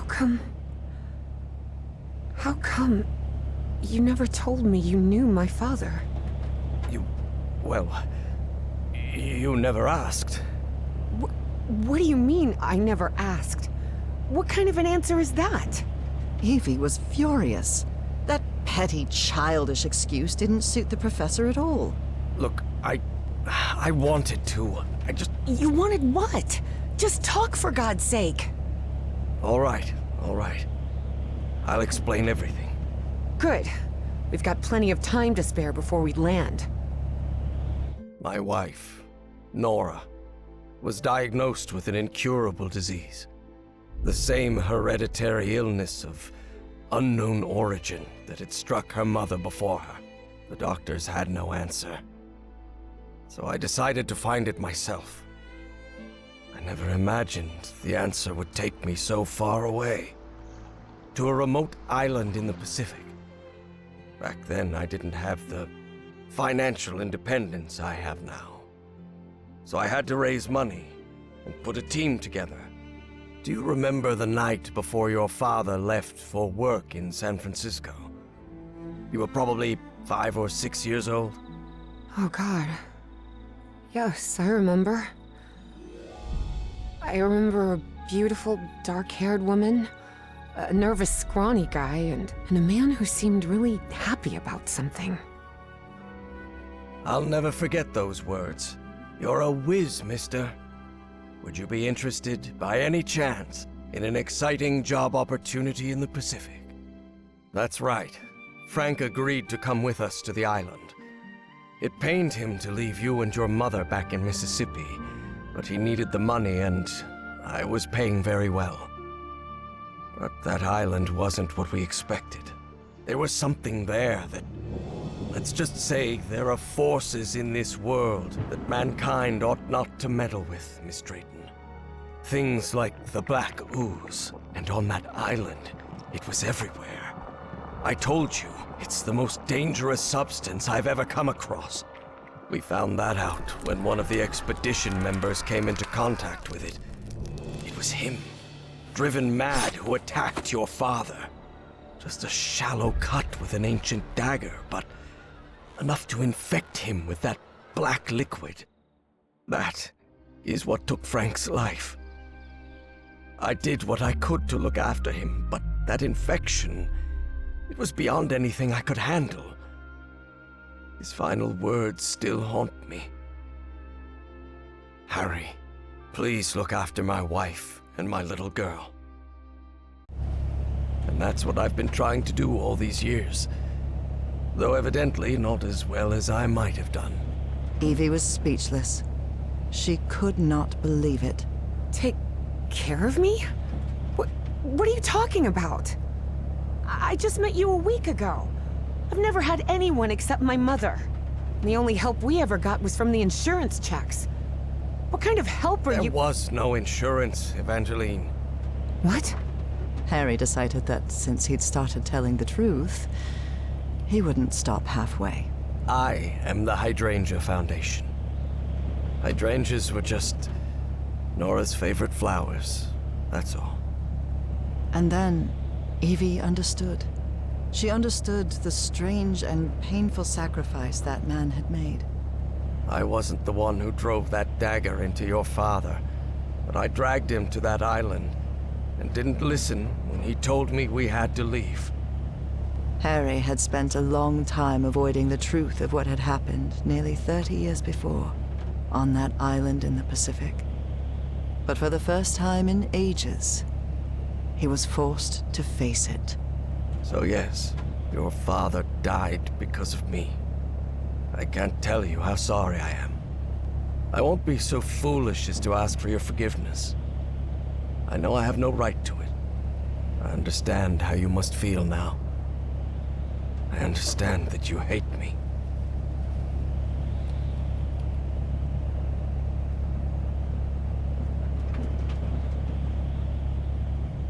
You could have told me. I know. But I'm a coward.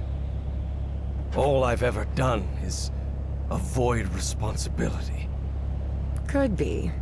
But you've also risked your own life to save mine. I owed you that. And you've paid for my schooling? That's not what a miserable man does. I only did it because I had the money. And because I felt guilty. Look, Professor. You insist on painting yourself as a horrible person. But I don't think that's true. I think you're just a sad and lonely man who's shouldering more guilt than anyone should have to. Harry was puzzled. He hadn't expected this. In a strange way, Evie's forgiveness made him feel uncomfortable. Didn't he deserve punishment for what he'd done? Evie's decision had made him doubt. Perhaps it was time to move on. I don't know. Maybe. Maybe you're right. I'm sure I am. Believe me. And after that, Evie and Harry remained silent for the rest of the flight.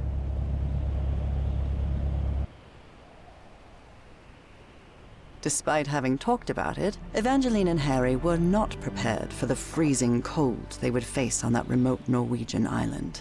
Although weather would be the least of their problems in that place.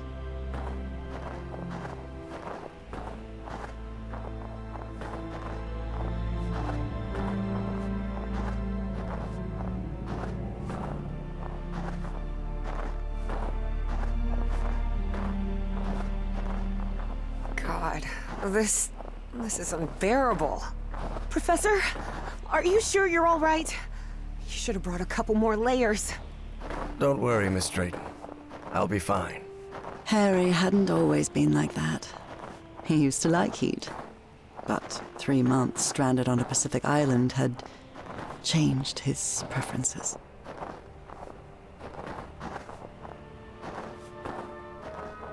What we saw in Bowen's office? The Black Pharaoh, Azathoth, and all that? What do you think it means? Just the ramblings of a madman, I'm sure of it. I'm actually more worried about the other things. Spitsbergen, the statue, your memory loss, and your dreams about that creature. Too much of a coincidence, isn't it? This sign. It's written in Norwegian. I guess we're close.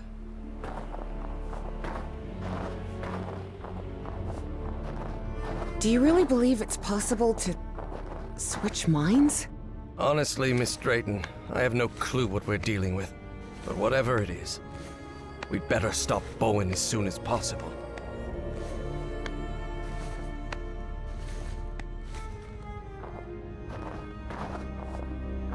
Here it is, the radio station.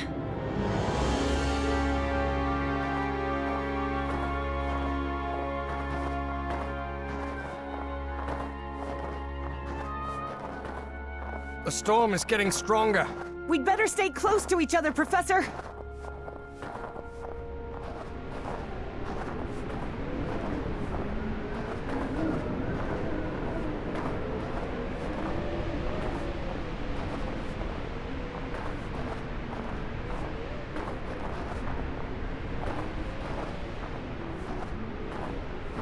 This looks like the station's garage. I wonder why they left vehicles in here. Maybe they left in a hurry? It's not working.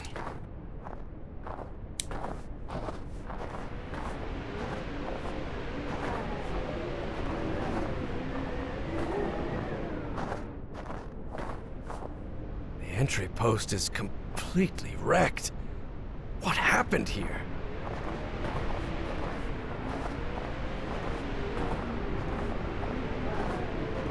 I can see some banners on the building.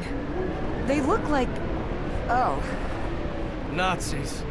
I hate these guys. Just as I thought. No power in here. Is there anything we can do without power? I doubt it.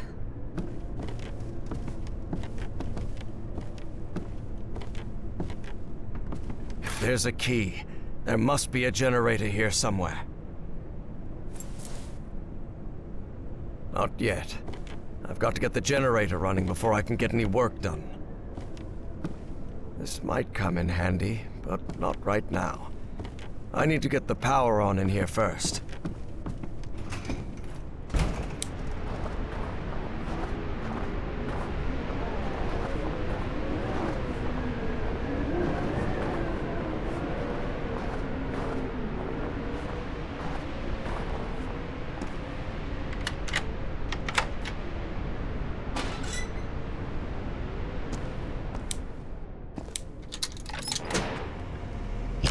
Hey, what the... The current must have caused a power surge in that distribution panel up there. Let me take a look. Maybe I can fix it. Okay.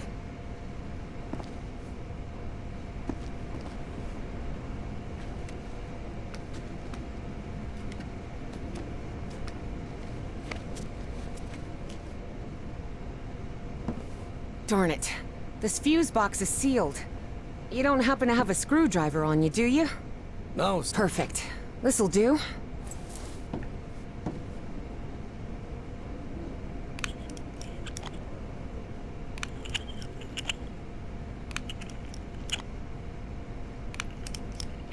An old fuse box. And it looks like it still works. Even after years under this weather. never doubt German engineering. What's the problem? Well, the whole base runs on an interlock circuit. What does that mean? I know nothing of technical stuff and you know it. It means that for the power to reach the antenna, you'll have to manually turn on each switch in order. You mean I have to look for switches all over the base? That's right. I'll route the power from this fuse box, and then you turn it on. Fine. Stay put. I'll get back to you. You're in charge now.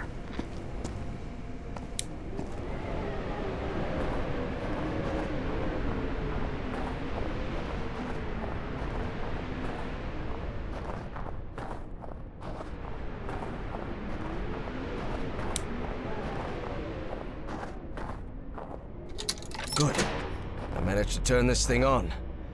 Evangeline, try another switch. Okay. Your turn, Evangeline.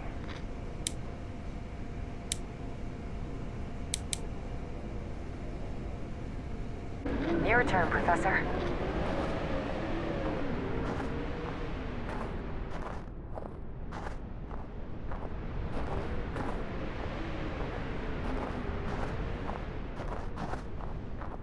It's no use.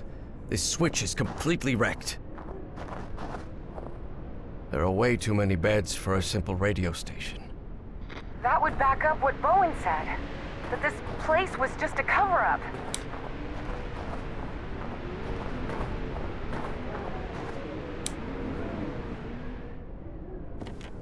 The mess hall. Or what's left of it. Good. I managed to turn this thing on. Evangeline, try another switch. Okay.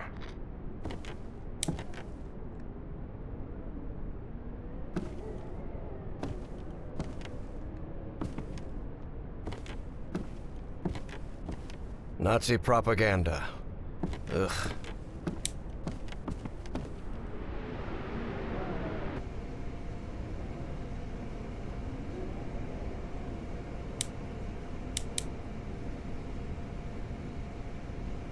Up to you now, Professor.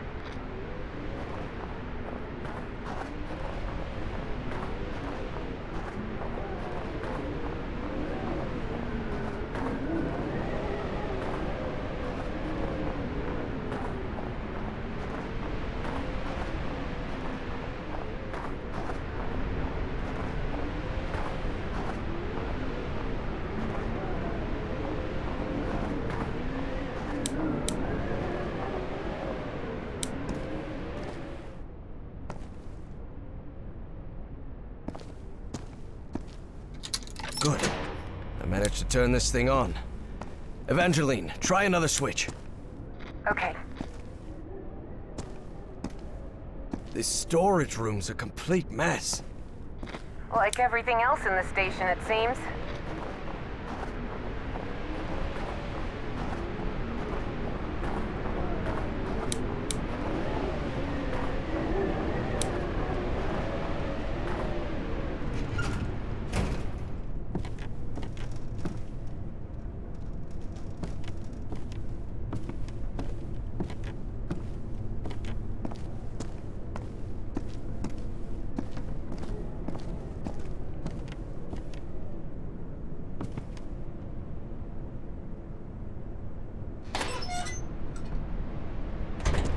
Evangeline, I see her. Harry hesitated to say the words because of how absurd they might sound. Space ship of some sort? A spaceship? You mean like a flying saucer?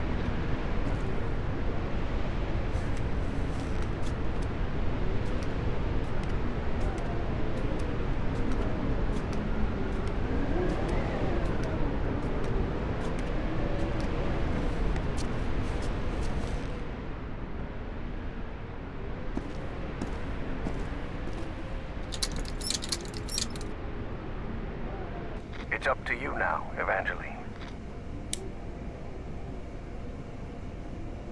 Your turn, Professor. Yes, we did it! We're good. Power's on. I'm heading back to the antenna, Professor. Okay, Evangeline.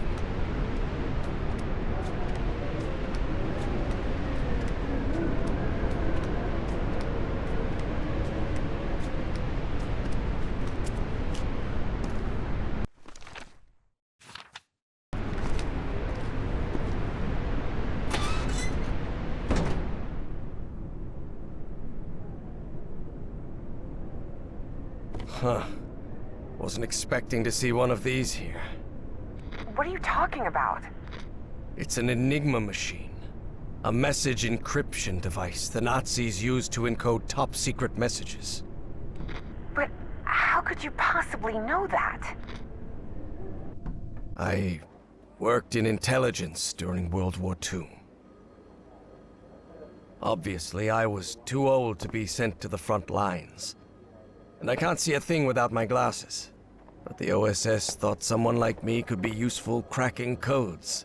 So they sent me to Fort Meade, Maryland, to the Signal Security Agency building. I hate working with this schmuck. Caleb Bowen had the right connections, which is how he landed a job at the SSA. For Harry, this meant torture. Plain and simple. Russell's desk is always a mess. He's probably on a cigarette break. Hendricks requested a transfer to Europe last week. He's a man of action, no doubt about it.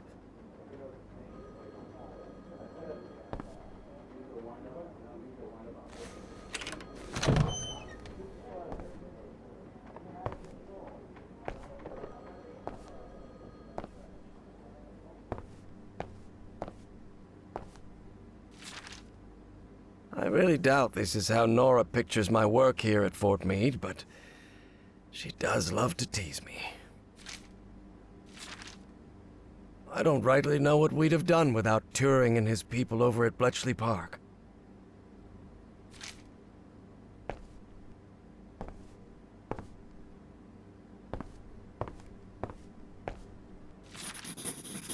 Enigma decoding instructions.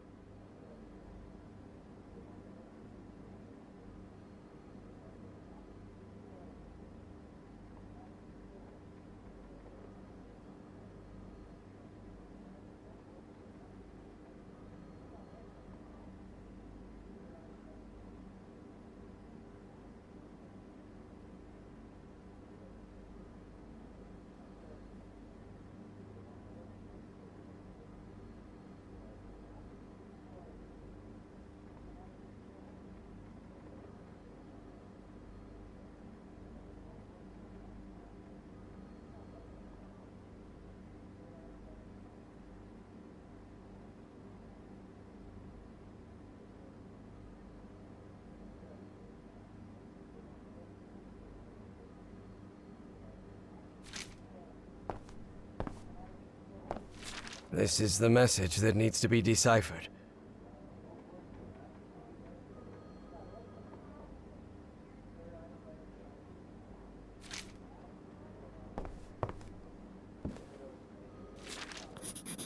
Ah, the set of components that makes Enigma's encryption possible.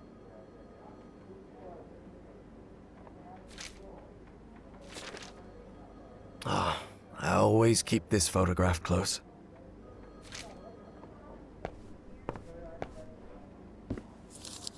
We worked hand in hand with the Brits. They'd already managed to crack Enigma, so we hoped their work could help us break JN-25, the Japanese naval encryption system.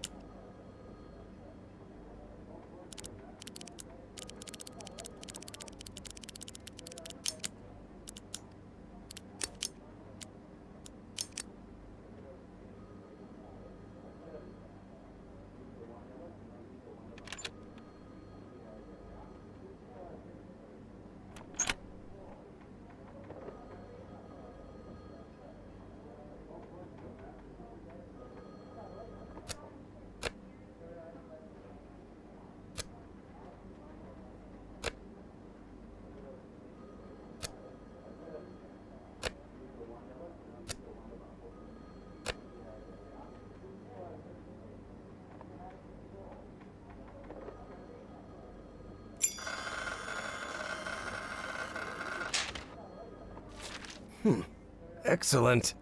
I think I solved it. Maybe we can use their deconstruction process and adapt it to crack the Japanese ciphers.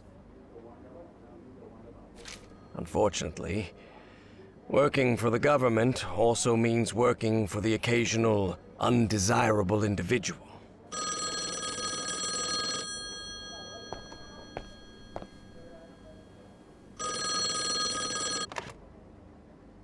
Yes?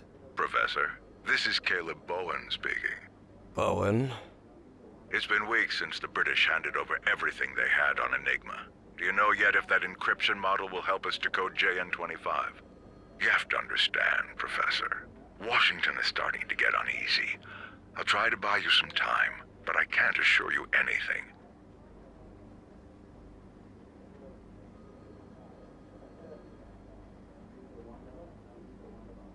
I don't take orders from you, Bowen.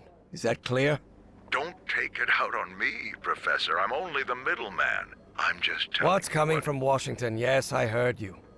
Then tell those pencil pushers in Washington that cryptography isn't an exact science. We're making progress, and that's all. Ah, Professor, we have more in common than you think. Why do you insist on making us enemies? Look, no matter how much you try to deny it, I know you're still a damn Nazi. And though I've never been able to prove it, I also know you had something to do with the sabotage of my expedition. Not at all, Professor. You refused our funding, and that was the end of it. Right. And you had no prior connection to Miss Cassandra Dexter Ward, is that correct? As I've already told you 1,000 times, I met Miss Ward when she came to our society with you, asking for money. So, it was all just a coincidence, right? Of course. Coincidences do happen, Professor. Listen to me, you disgusting little man. I have things to attend to. Do us both a favor and don't call again. What a moron.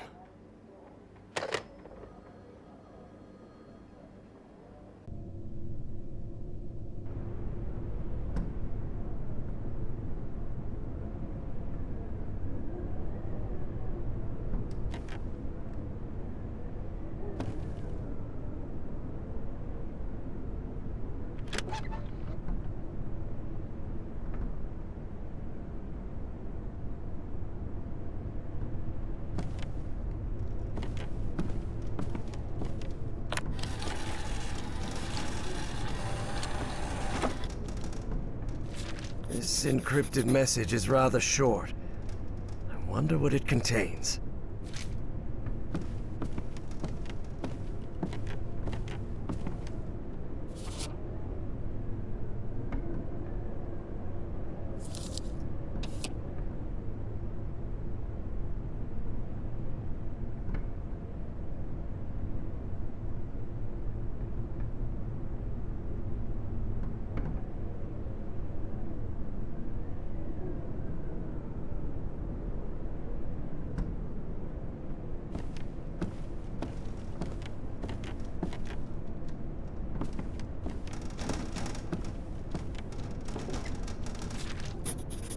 Januar 1943.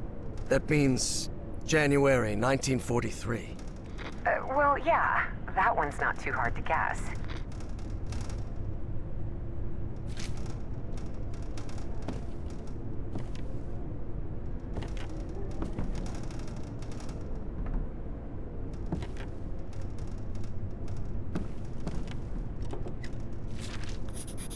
Februar 1943.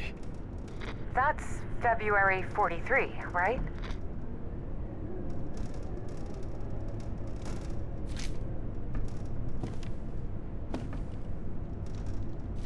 An encrypted message.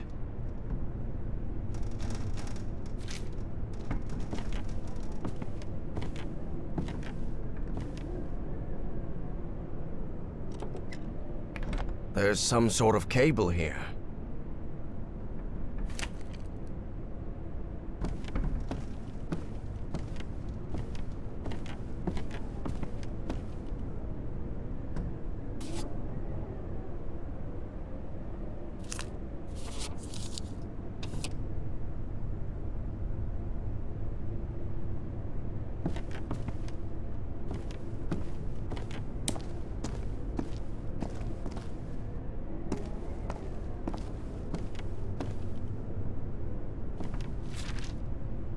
What on earth were they doing in this place?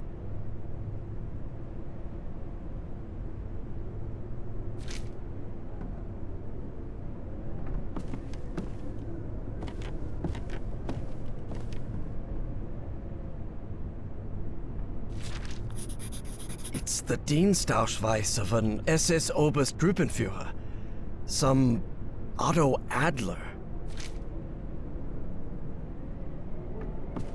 This guy looks like a bureaucrat. A monocle. He must be upper class. What a creepy-looking face he has. That guy with the white hair must be the senior one.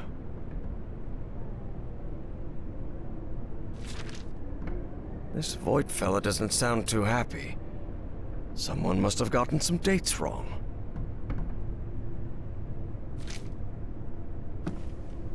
Looks like a workers' registry from 1943.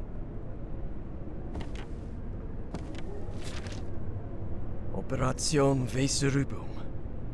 The Nazi occupation of Northern Europe.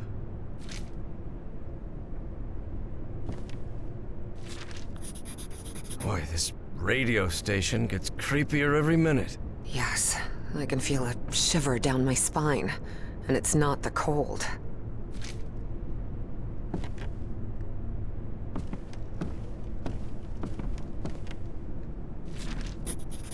ZNPC. Sounds like a secret Nazi project, doesn't it? This machinery hasn't been used for years. It's junk. All of these rusty gadgets are useless.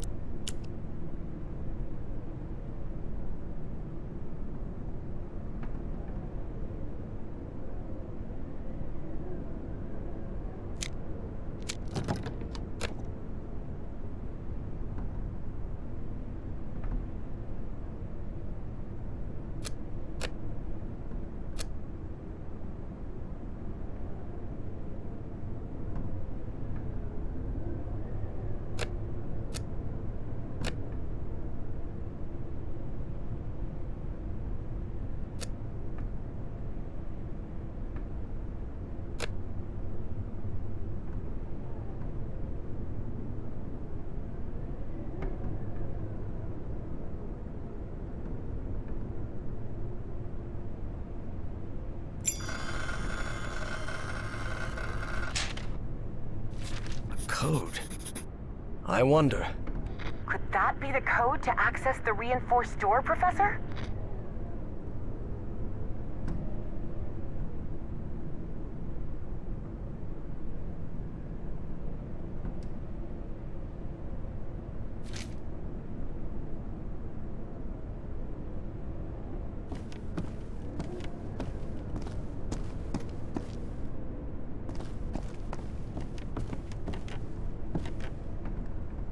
A reinforced door.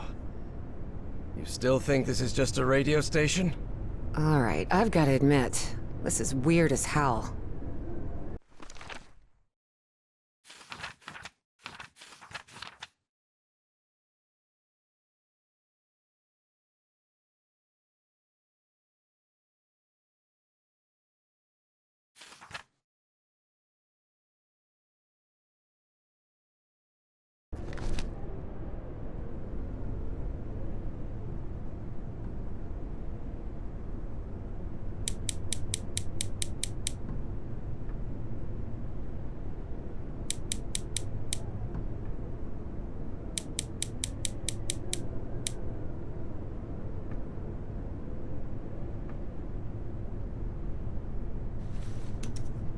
the door won't budge.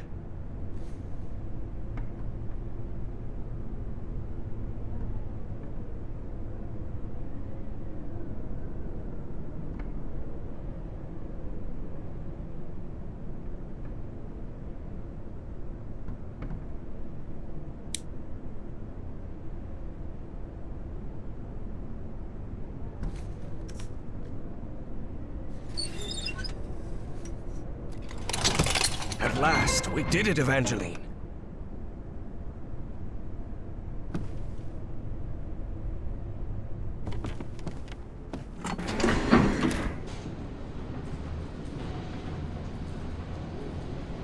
So the station was just a cover-up. But I wonder what for. Whatever it is, we're going to find out.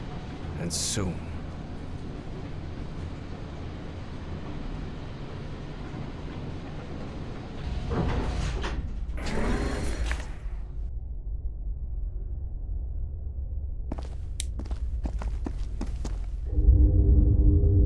Harry tried to keep his composure when he saw the oily shadow. He didn't want to alarm Evie.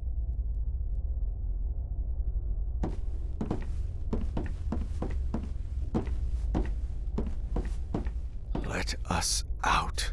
They locked their own people in here. How could they? They're Nazis, Evangeline. They're not exactly the good guys.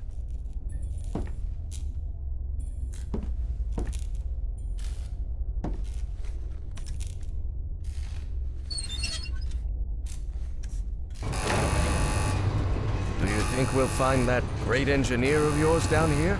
I hope so. This trip will have been a total waste of money. But Evie suspected there was much more at stake than the cost of their trip. Harry held his breath. The black shadows were back again. But then... What the hell is that thing? You can see that too? That sort of cloud of black smoke? Of course. It looks alive.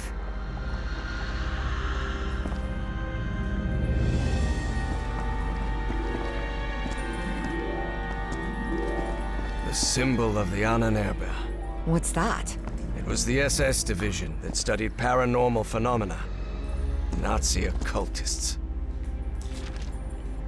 It references a creature. You think that might be your great engineer? Yes, sounds like it.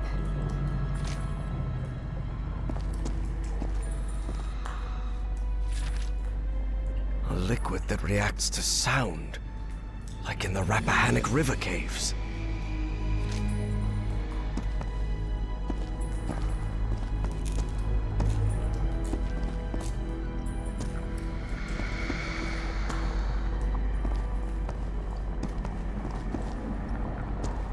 Offices, control room, Chronos lab. That must be it. We have to go through to the other side. But how will we open these doors? You said control room, right? I bet we can operate the doors from there. That makes sense. Okay. To get there, we'll need to go downstairs and through the offices.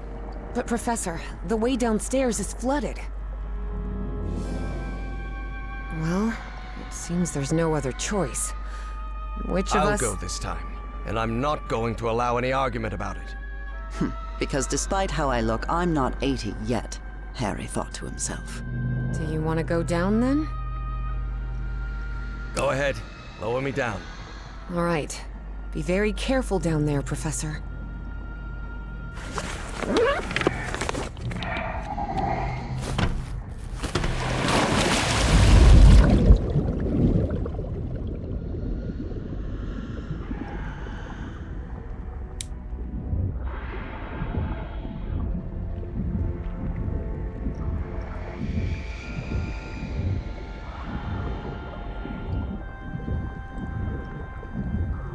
Everything all right down there, Professor? So far, so good. Though it's very dark in here. And I think I know why this place is flooded.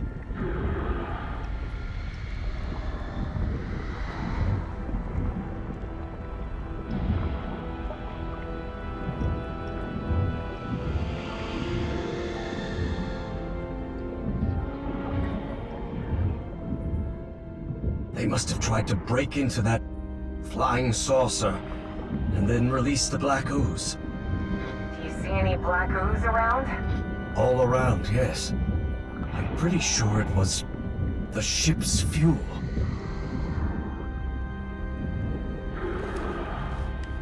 I've still got 10 minutes of air in this suit.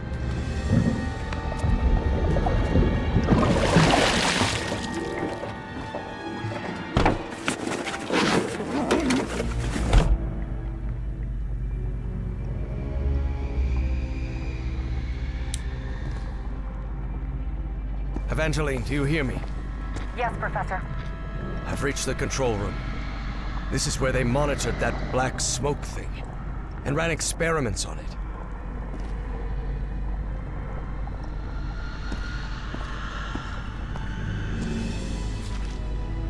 Idiots. Only a fool would conduct experiments with black ooze. Definitely.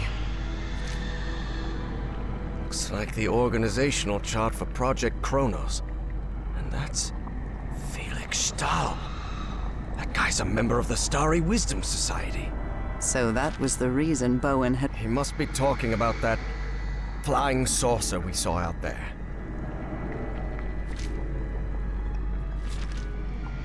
I really hope they never succeeded.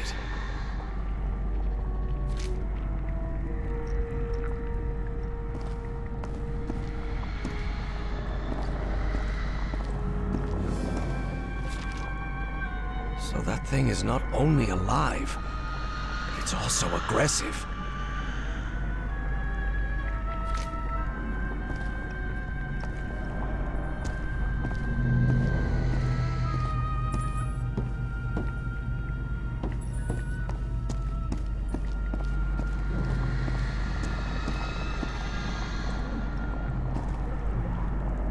Evangeline, there's a panel here.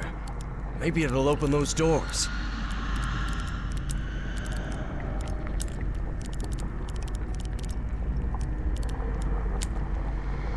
A light just came on.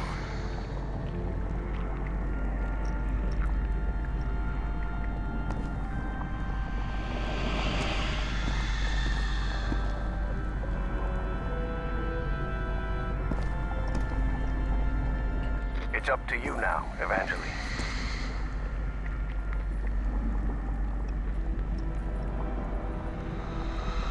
Your turn, Professor.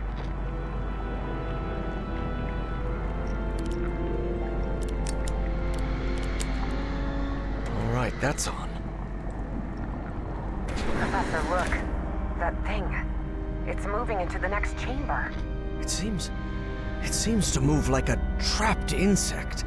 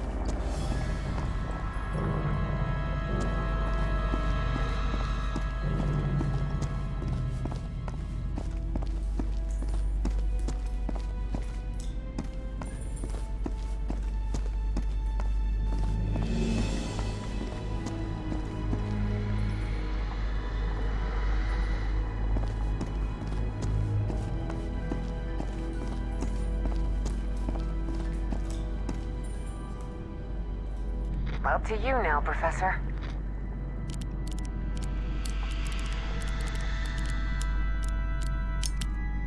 Another one. Your turn, Evangeline.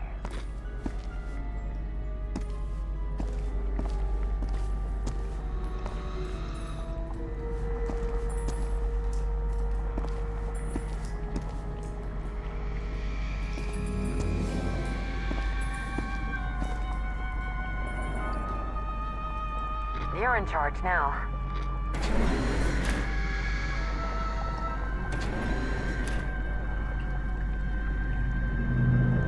Please, by all means. Your turn, Professor.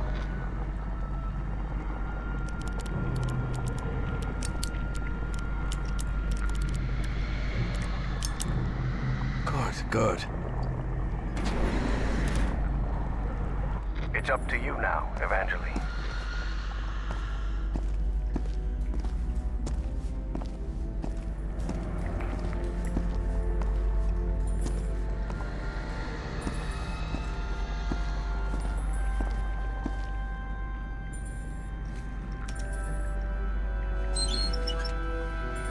I opened this door for you, Professor. You can leave the control panel. I think we're safe.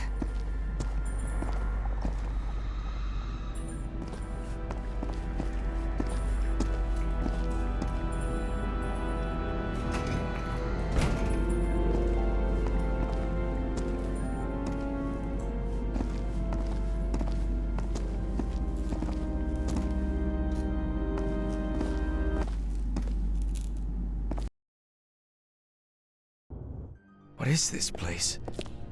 It looks like the heart of Project Kronos. Could be. Do you think we gave that horrid thing the slip? I really hope so. After seeing what that black smoke can do to humans, I wouldn't want... What the hell? How did that thing get out? No time for questions now! Run, Professor! Run! Quick, the bunker door! Help me close it, Evangeline!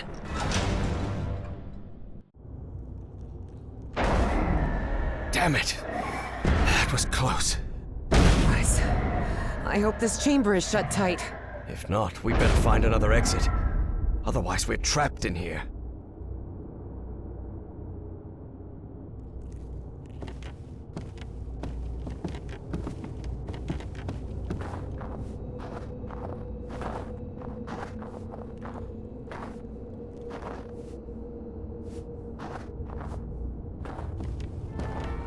Lord Almighty. Evie recognized the gigantic creature at once. It was the same one she had seen in her visions. Look at the size of that creature. Harry remained silent. He was in shock, but not because the sight of that creature bewildered him. Quite the opposite. Something about it felt disturbingly familiar.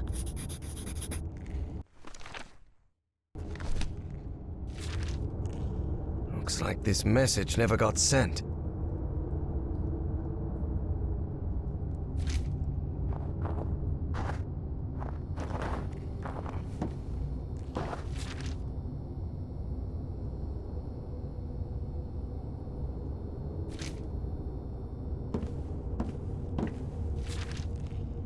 So the Nazis called the black smoke things polyps.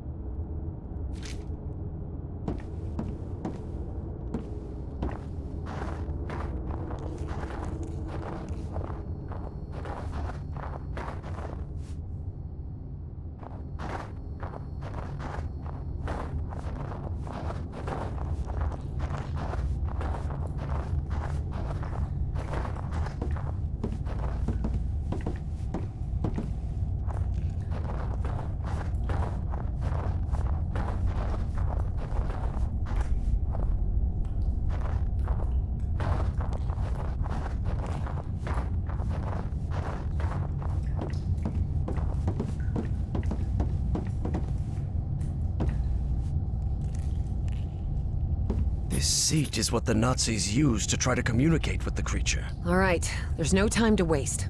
Try connecting me to that machine, Professor. Evie knew perfectly well that the professor was about to rattle off a whole list of reasons why they shouldn't go through with it, but she had neither the time nor the patience to listen to them. And before you say anything, yes, Professor, we have to do it. Because we're trapped in here. And yes, Professor, it does have to be me. Because I'm the one who has dreamed of that creature. And the one who understands its language. I know you're trying to protect me, but I need you to trust me. Just this once? Before the argument had even started, Harry had to concede defeat. You're impossible, do you know that?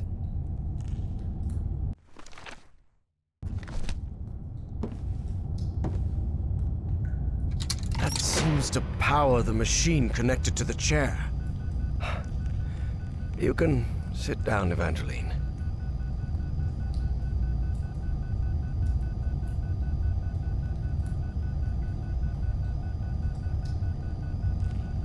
This apparatus identifies matching brainwave patterns between Evangeline And that creature.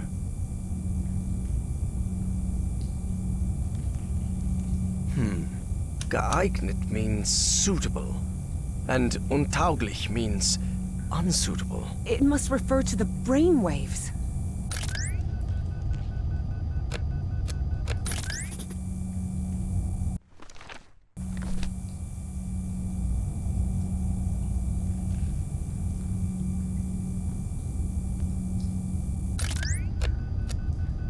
Another brainwave match. Good.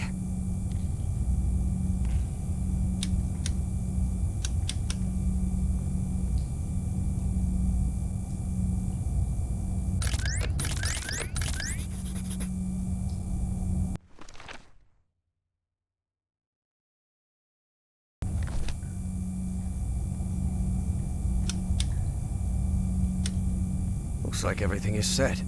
So, whenever you're ready. Go ahead.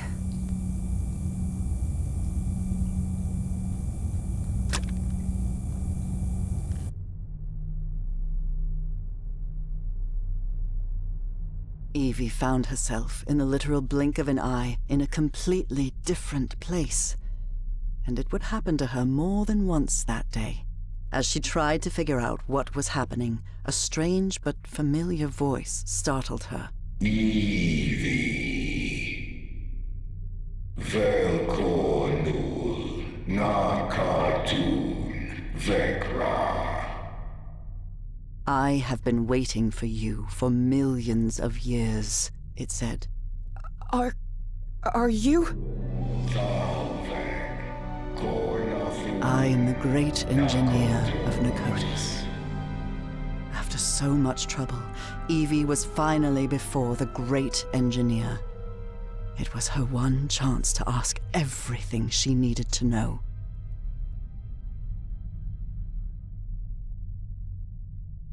I need answers.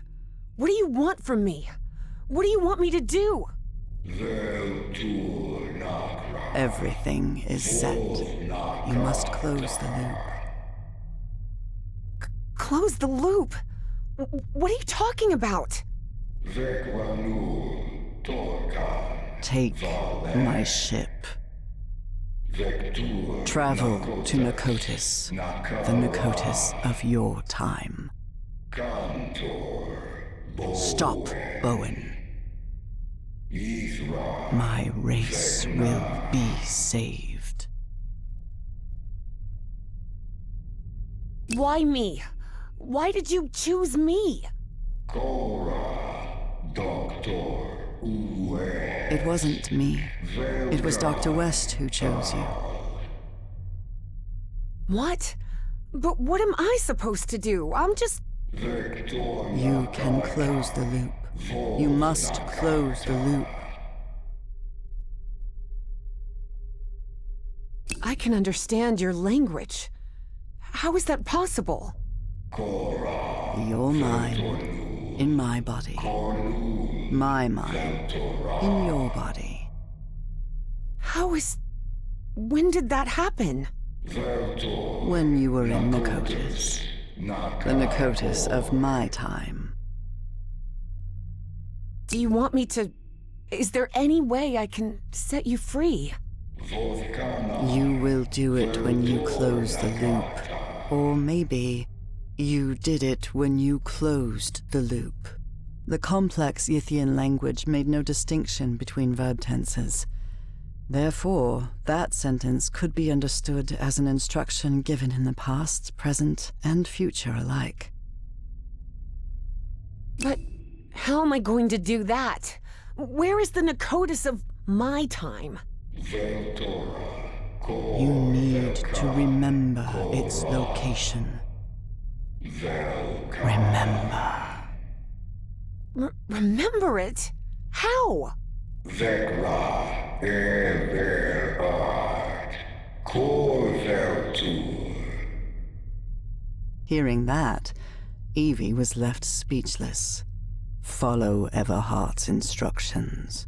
Evie didn't have time to ask another question, because in the blink of an eye, she found herself once again in that stone city from her dreams, millions of years in the past.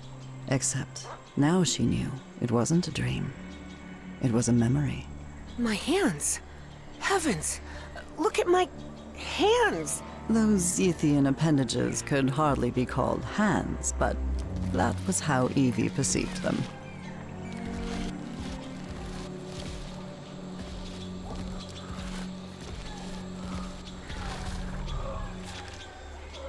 This was part of my information exchange with the Yithians. I believed I had to tell the Yithians everything about my time in exchange for my freedom, but I was wrong. Indeed, Yithians merely use the knowledge of others to plan their own decisions, in the future and in the past.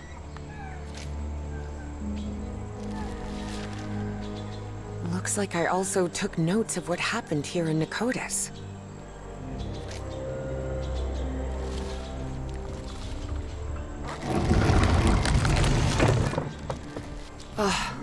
I can't believe I couldn't remember this amazing view of the towers of Pnakotus.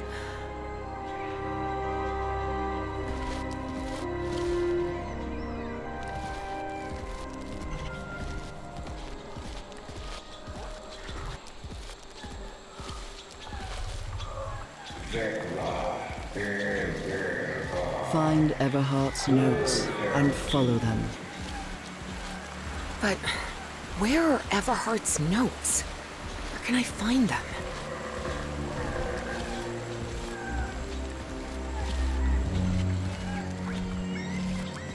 I always thought my dreams didn't take place here on Earth, but now I understand that this is how Earth used to be, millions of years ago.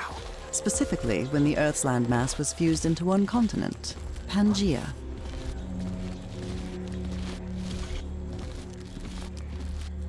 That's an ammonite. Cephalopods that lived during the Devonian period, 400 million years ago.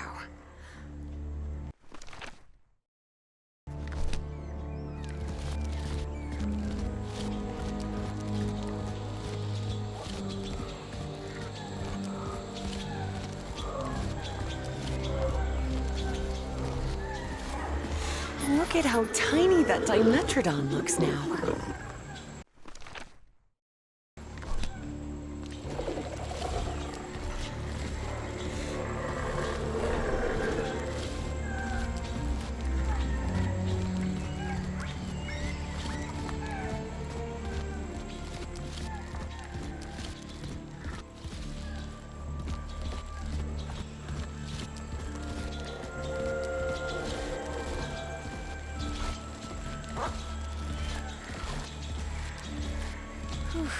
These ceilings sure are high. Evie suddenly remembered the colossal corridors and massive stone slabs of the great library of Pnakotus.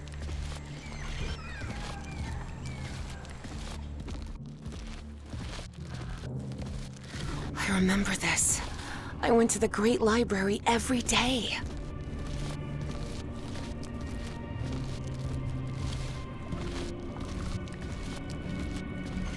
This mural doesn't look like decoration, but I'm not sure what it represents.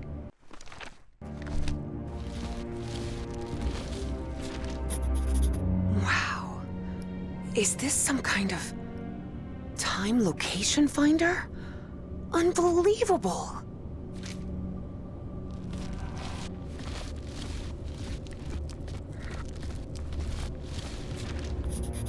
I believe I've seen some of these murals around here.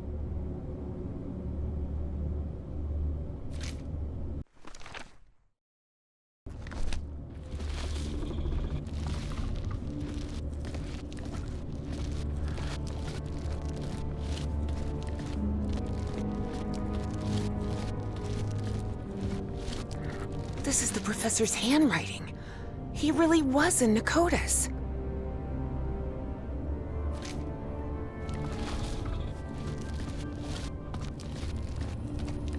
What is this thing? I remember it. This is the altar I worked in. Looks like I deciphered the numeric coding of the Yithians.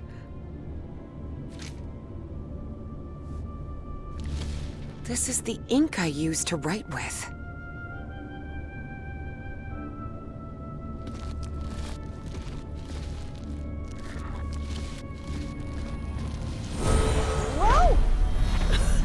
My goodness!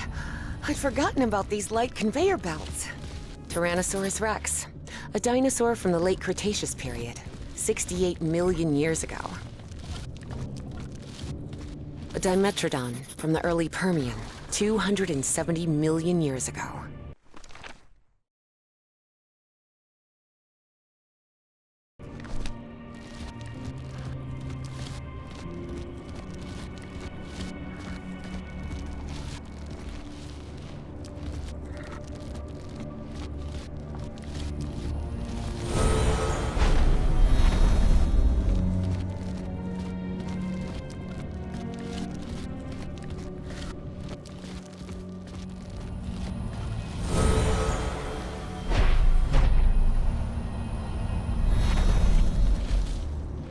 That seems to be a mammoth, late Pliocene, 2.5 million years ago.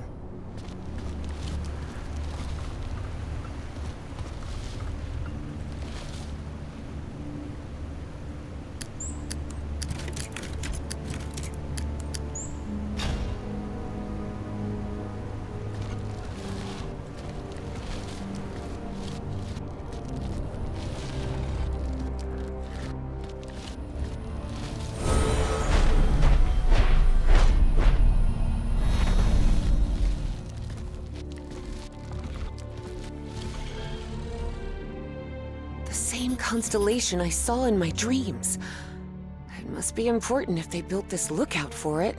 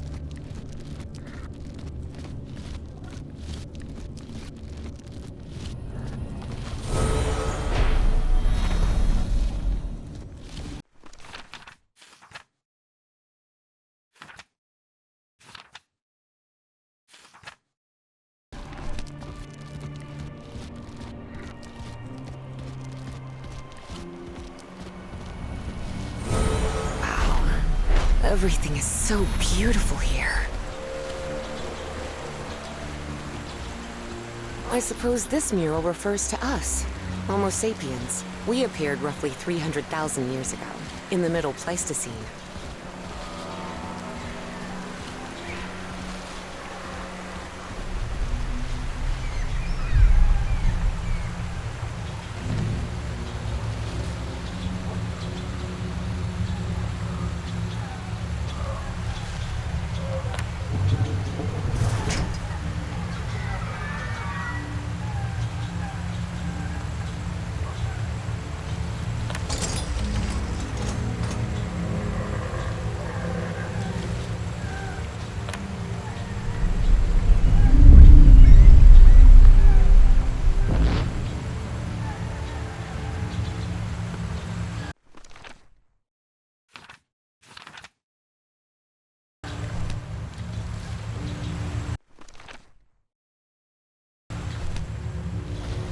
Yes! This is the constellation I've been looking for!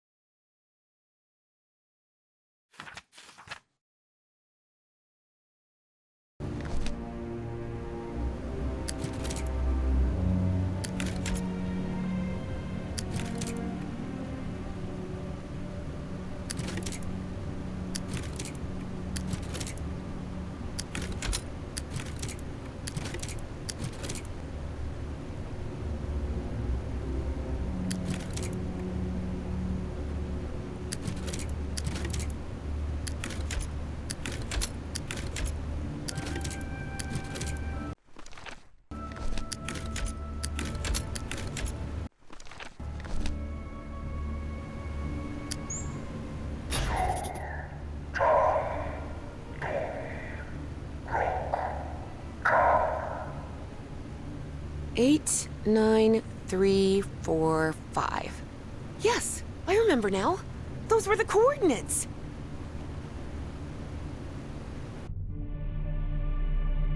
Great engineer, I know where to find the Pnakotus of my time, but all I have are Yithian coordinates. And there's no way out of here. There's one of those black smoke polyps on the other side of the chamber door. Take my vessel. What? The vessel? You mean the spaceship? Evie's heart skipped a beat. Piloting a flying saucer was something straight out of a science fiction novel. But the vessel door won't open. How am I supposed to... Your mind is now fully synchronized with the Yithians. Travel to Pnakotus. Stop, Bowen. Close the loop. But what about you? I can't just leave you trapped here. It is irrelevant. Close the loop. And with those final words, as Evangeline blinked, she found herself standing before Harry, back inside the Spitzbergen bunker again. Evangeline? Can you hear me? Are you all right? Yes, Professor. I'm here. I'm just a little bit dizzy. Well, did you manage to talk with that thing? What did you find out? We have to use the spaceship to get out of here. What? How? Did that creature give you a crash course in flying saucers or something? No, it's not that. But you have to trust me again, Professor. Harry realized there wasn't much of a choice. It was that or remain trapped in that chamber forever.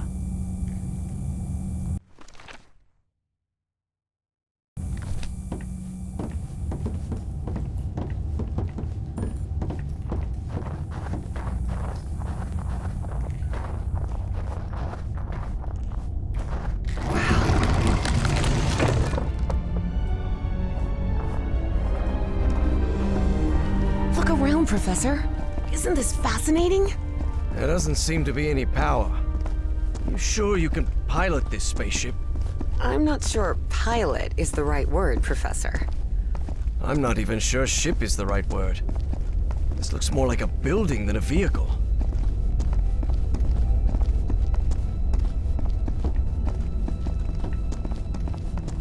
There surely has to be a starter somewhere, right? Evie recognized a platform very similar to the one in the refinery beneath the Virginia caves, and understood what she had to do.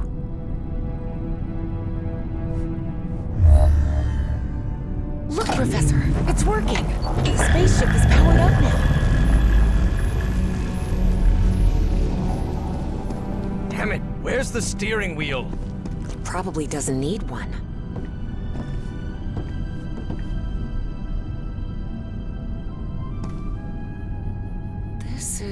It looks like an autopilot, but it doesn't just maintain altitude and course. It moves toward specific coordinates, which they express with numbers.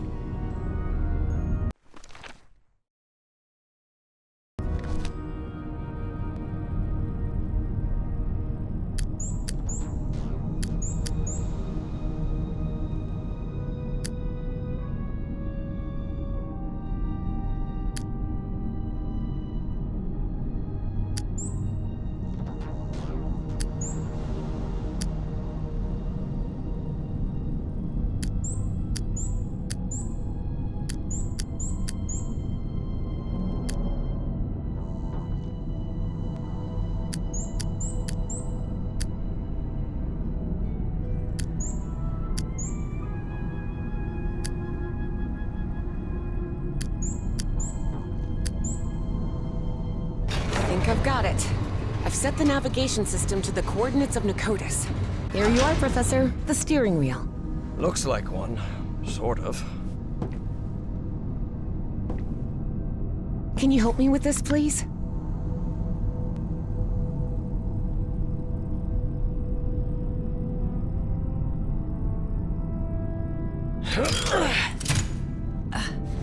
Buckle up, Professor. Whoa! Whoa! Professor, better find something to hang on to. Hey, it's moving! Look, it's breaking the ice!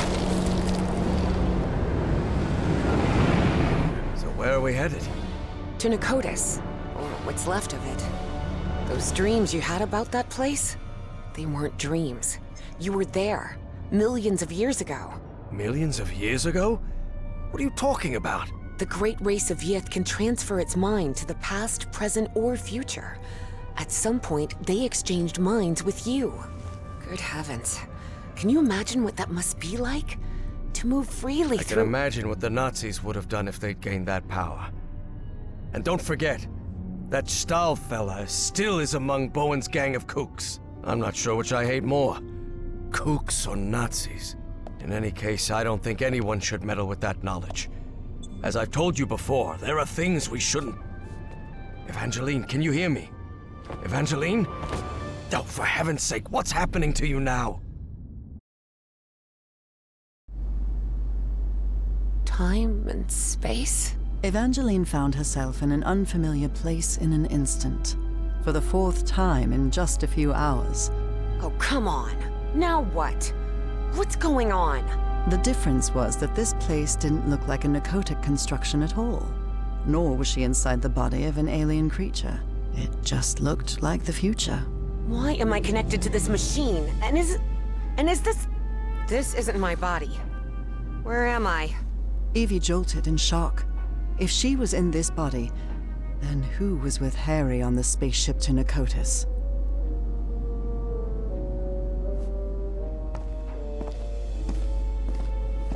Evie didn't know whether to cry for help or stay silent. But what she saw when she opened the door left no room for doubt. Oh no. That's Caleb Bowen. So Bowen had gotten his way after all. How else could he be leading a top-secret research project for the government? And then Evie thought of something worse. What if Dr. West was none other than Caleb Bowen himself?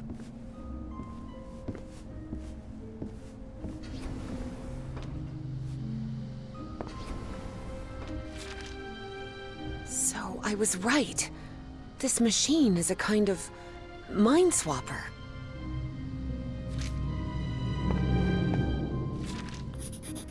Huh.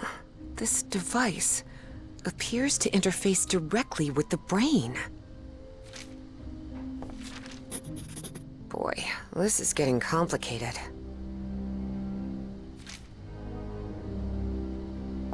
"2006? Am I in the future? But how did I get here?" Despite her confusion, for a science fiction enthusiast like Evie, the sight was fascinating. She had already been to the Mesozoic, and now she was in the 21st century, and all within a couple of hours. Some things never change. Even in the future, folks keep goofing off at work.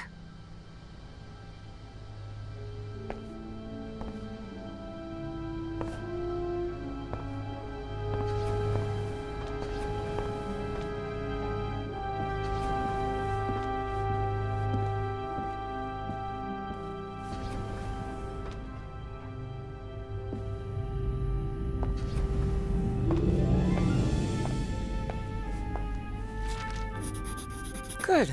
That's useful.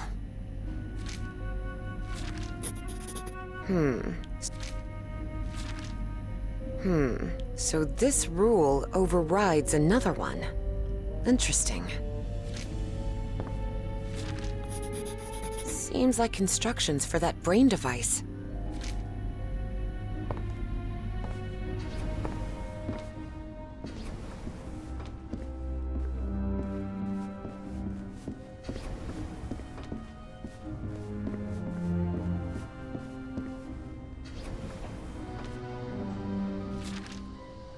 I wonder what on earth the Project Archive is.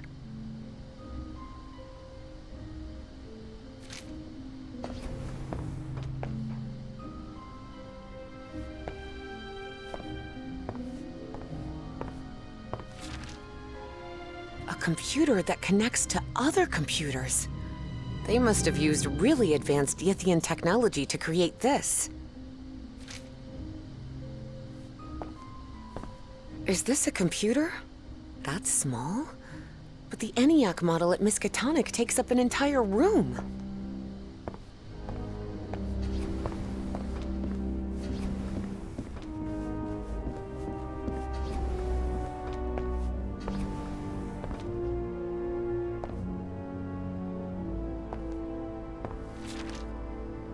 So this machine is a mind-swapping device, just like the Yithians.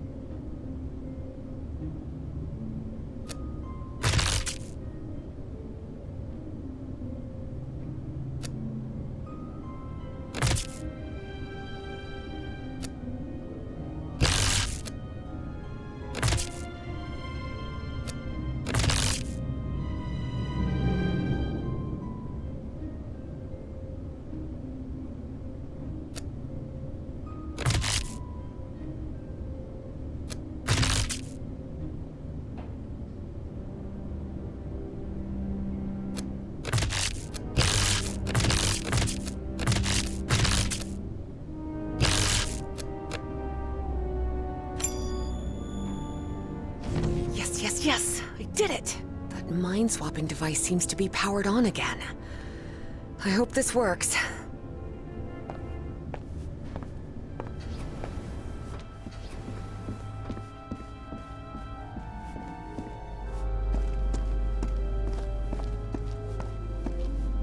God, I hope this works. I need it to work. It's got to... Professor Everhart, listen carefully to what I have to tell you, please. Evangeline, are you... I am not Evangeline. I am Dr. West. Please, listen to me. You won't like what I'm about to say, but I need you to listen carefully and do exactly as I tell you.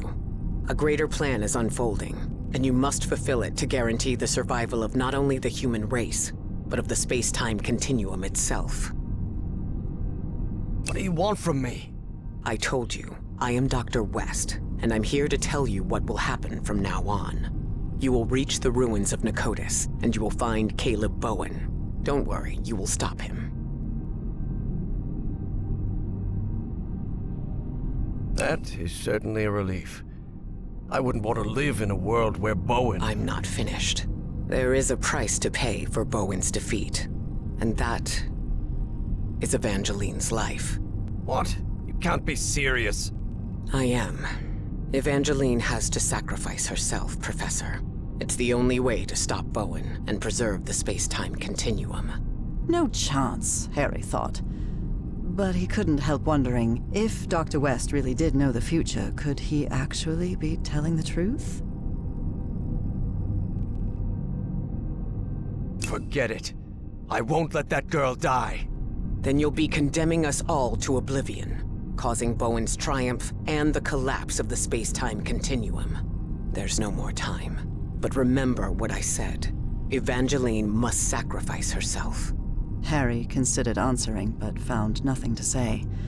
Arguing with someone who could see the future was pointless. I know you will do the right thing, Professor Everhart.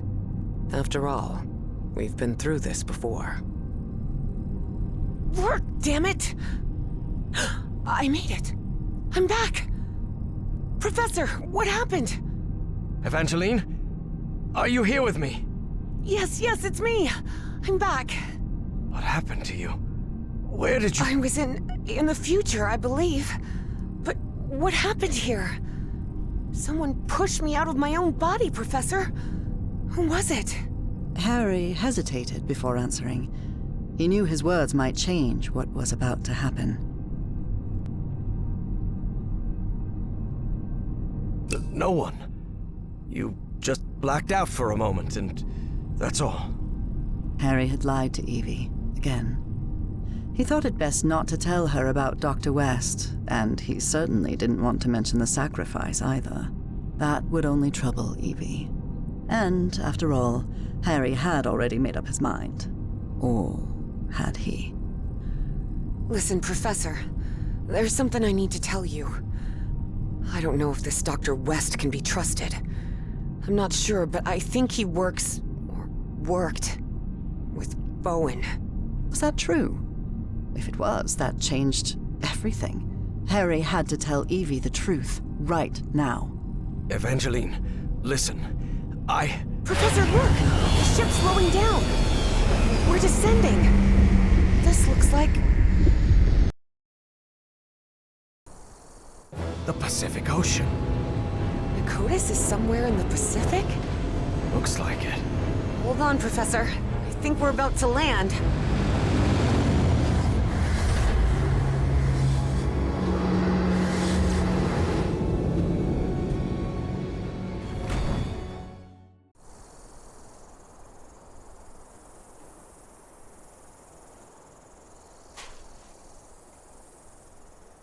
Who would have thought this whole structure was actually a flying saucer, huh, Professor?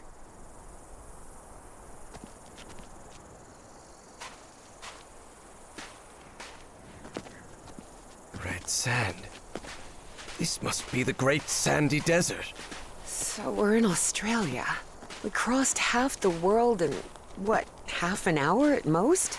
For all his fascination with Yithian tech, Harry didn't answer. He was still debating whether to tell Evie what he'd discussed with Dr. West.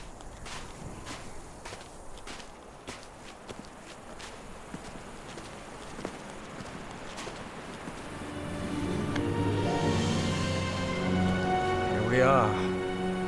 This is Pnakotus. Wow.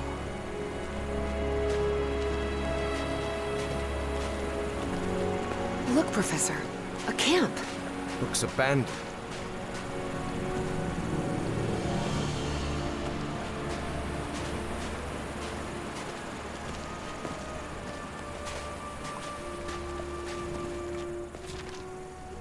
What a fool.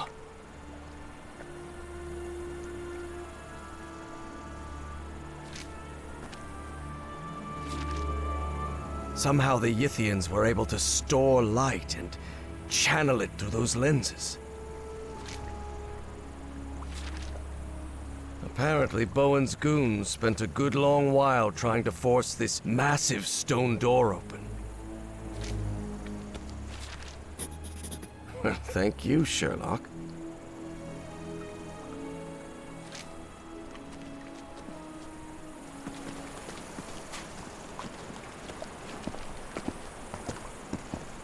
I'll stay here, Professor. Let me know if you find anything.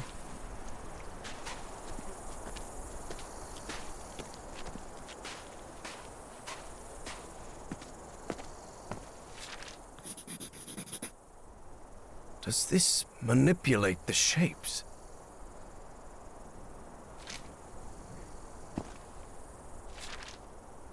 This is the Nazi who escaped from the radio station. I guess they ignored his warnings.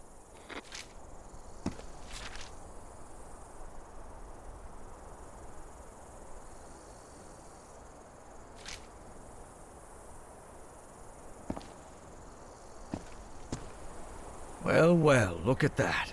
Ever since he got some black ooze on him back at Harry's house, Eugene Kingsley's health had collapsed, and he died not long after reaching Australia.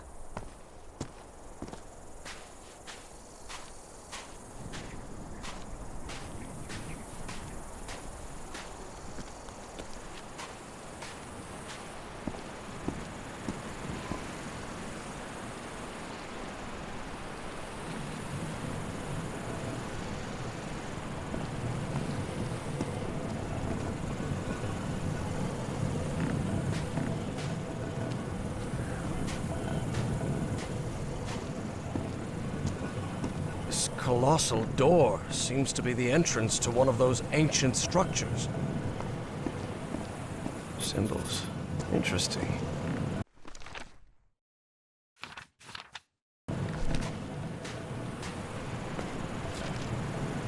So Stahl and Bowen had an argument. Big surprise.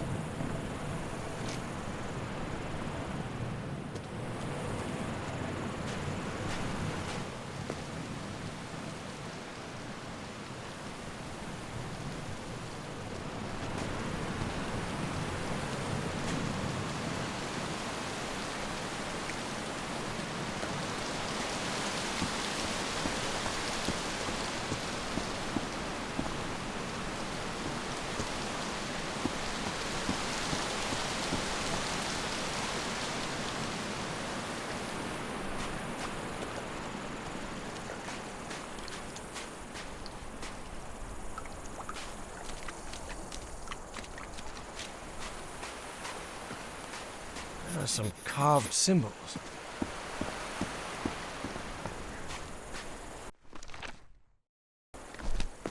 That really looks like Nakal architecture.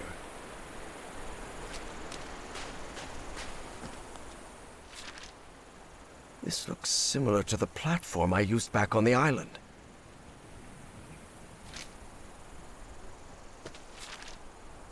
Seems she had a rare moment of good judgment. Dr. Patricia Seckler might have been deeply interested in studying alien entities or mysterious flying polyps, but she wasn't willing to die for it.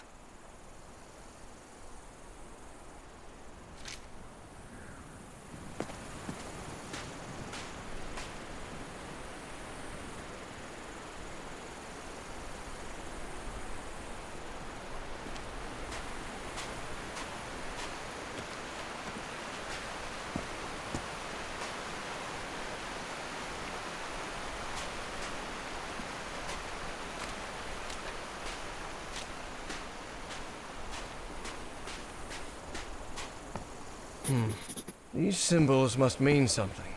Nope, it isn't working.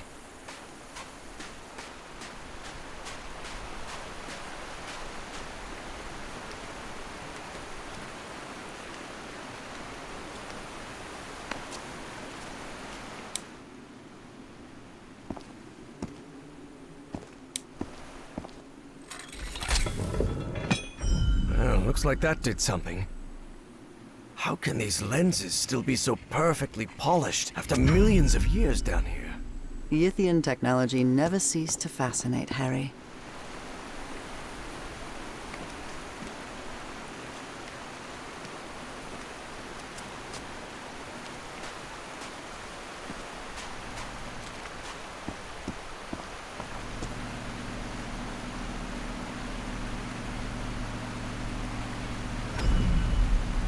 Did you see anything like this in your visions of Pnakotus, Evangeline? The Yithian use technology based on mirrors and light, but this is the first time I've seen a system this complex.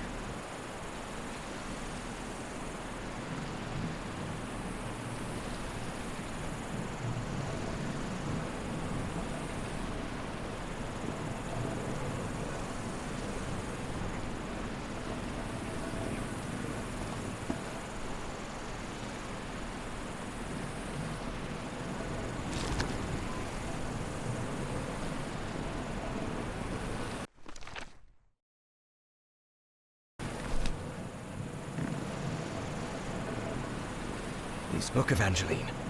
I can rotate the shapes using these controls.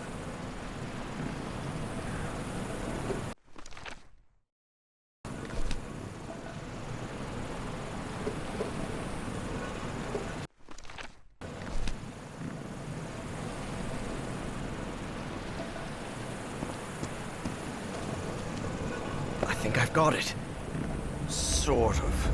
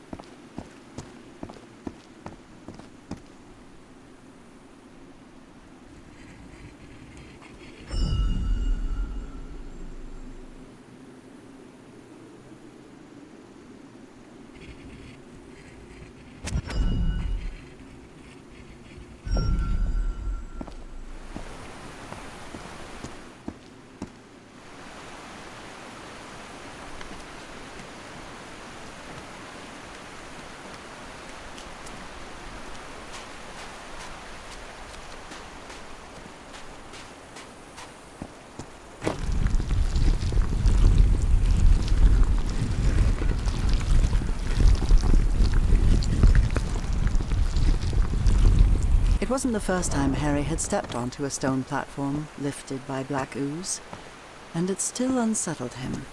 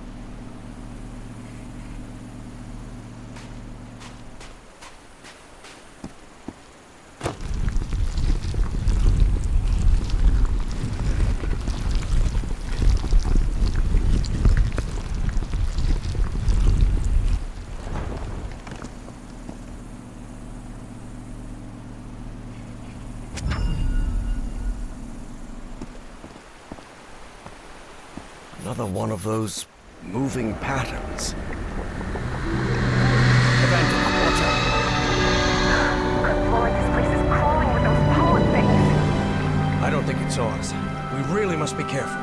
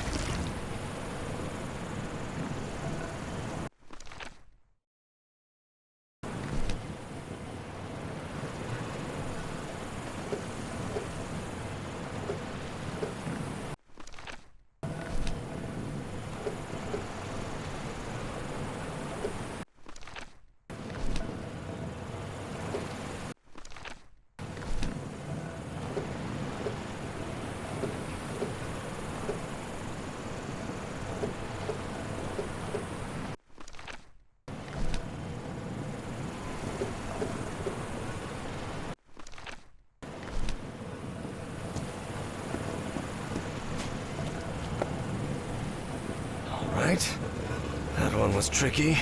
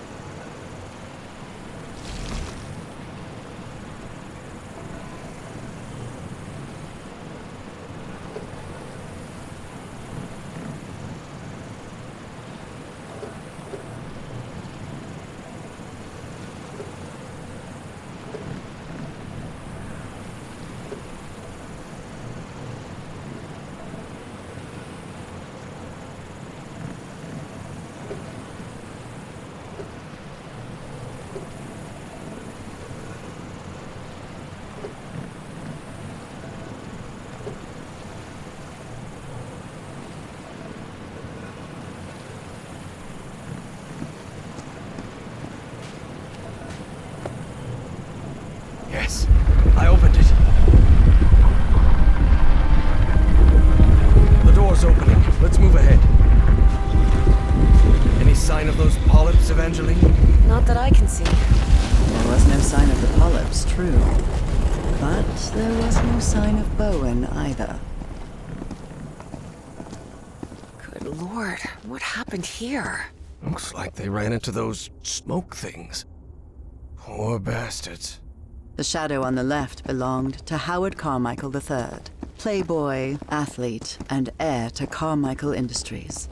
One black polyp was enough to obliterate him in seconds.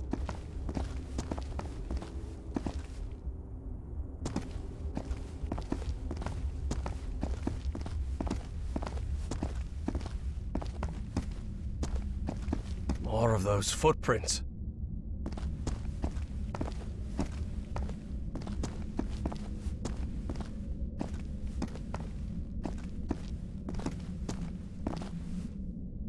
Well, there's one of those cultists dead on the ground. Bowen and Stahl had a last-minute argument over how the mind-swapping machine should be used.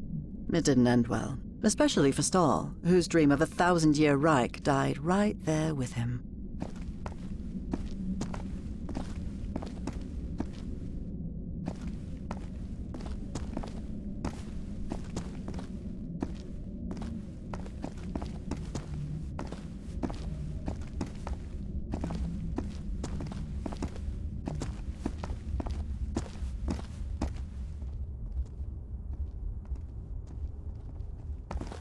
This architecture. Does it look familiar to you? Professor, this looks like the archives. The great library from my memories, but back then it was full of life. This place is in ruins. Makes sense, Evangeline. Millions of years have passed since you were here.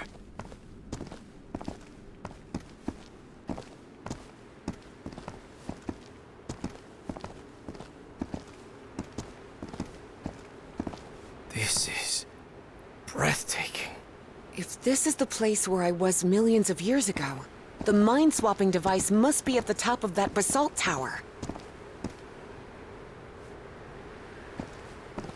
What is this thing? Looks like a ray of light. Whoa, whoa! The polyps are gathering over there.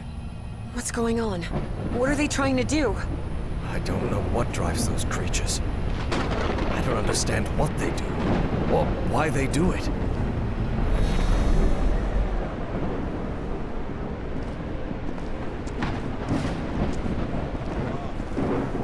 Professor?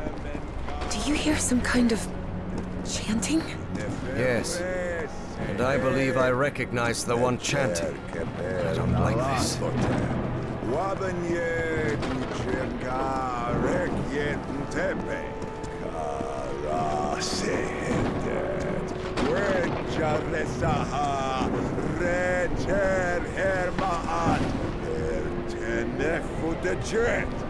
Bowen, stop right there!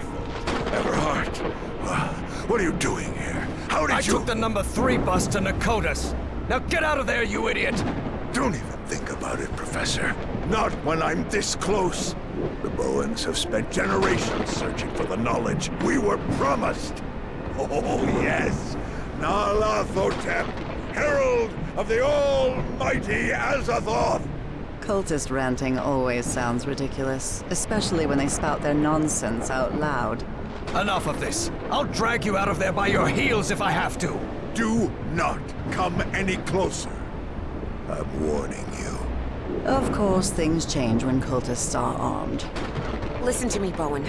I know the great race of Yith. They've spoken to me, and you know it. Look around you. Those black polyps wiped out your entire cult. And you're next. You have nothing to gain, do you hear me? I've convinced him, Evie thought. I actually convinced that stubborn old fool. I can't believe it. You think you're gonna stop me with your empty talk, girl? I don't have time for your foolishness. The Black Pharaoh awaits. Ugh, figures, Evie thought. And when Bowen powered up the mind-swapping device, she realized she'd have to do something, and fast. Professor, if he activates the mind-swapping device, we're finished! Harry was out of time. He had to make a decision.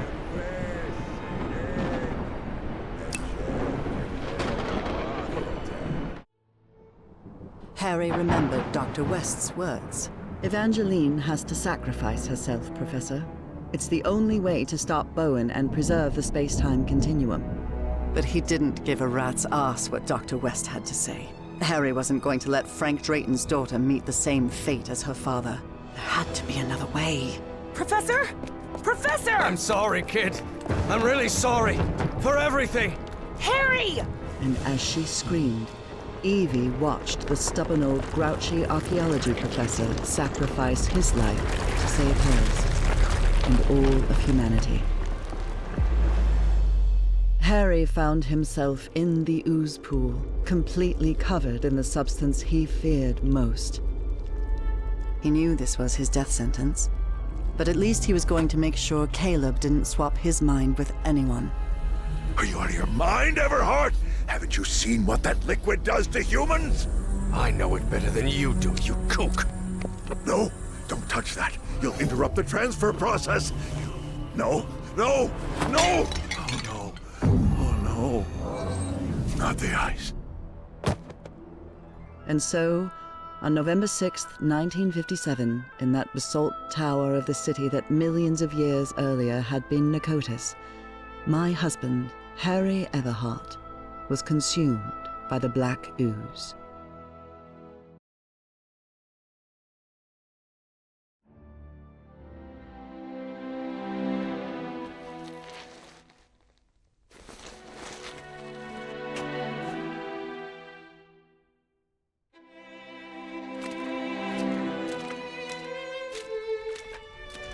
Upon waking in that infinite ocean of blackness, Harry thought that he had died. Well, I hope it was worth something at least, he thought. He was waiting to see the light at the end of the tunnel when a voice surprised him. One he recognized instantly. My voice.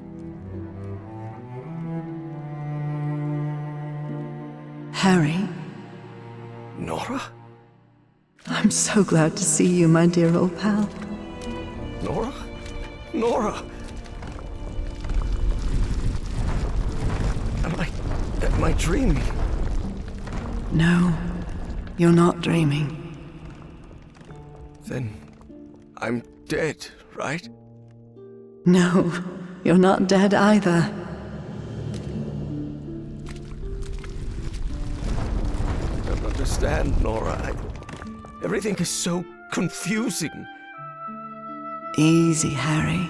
We've got plenty of time. Ask whatever you need to ask.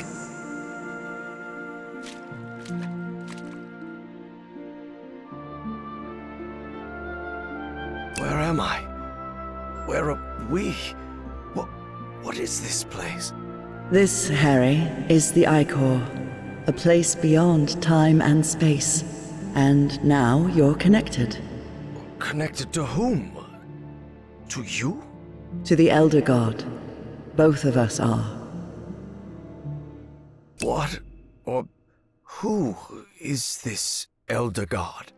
It's hard to provide a simple answer to such a complicated question, Harry. The Elder God has gone by many names throughout the ages. Amaterasu, Serens, Kor Yithar, Kailamanu. His judgment is inscrutable, at times even incomprehensible. And in some way, those of us who are part of him are connected, beyond time and space.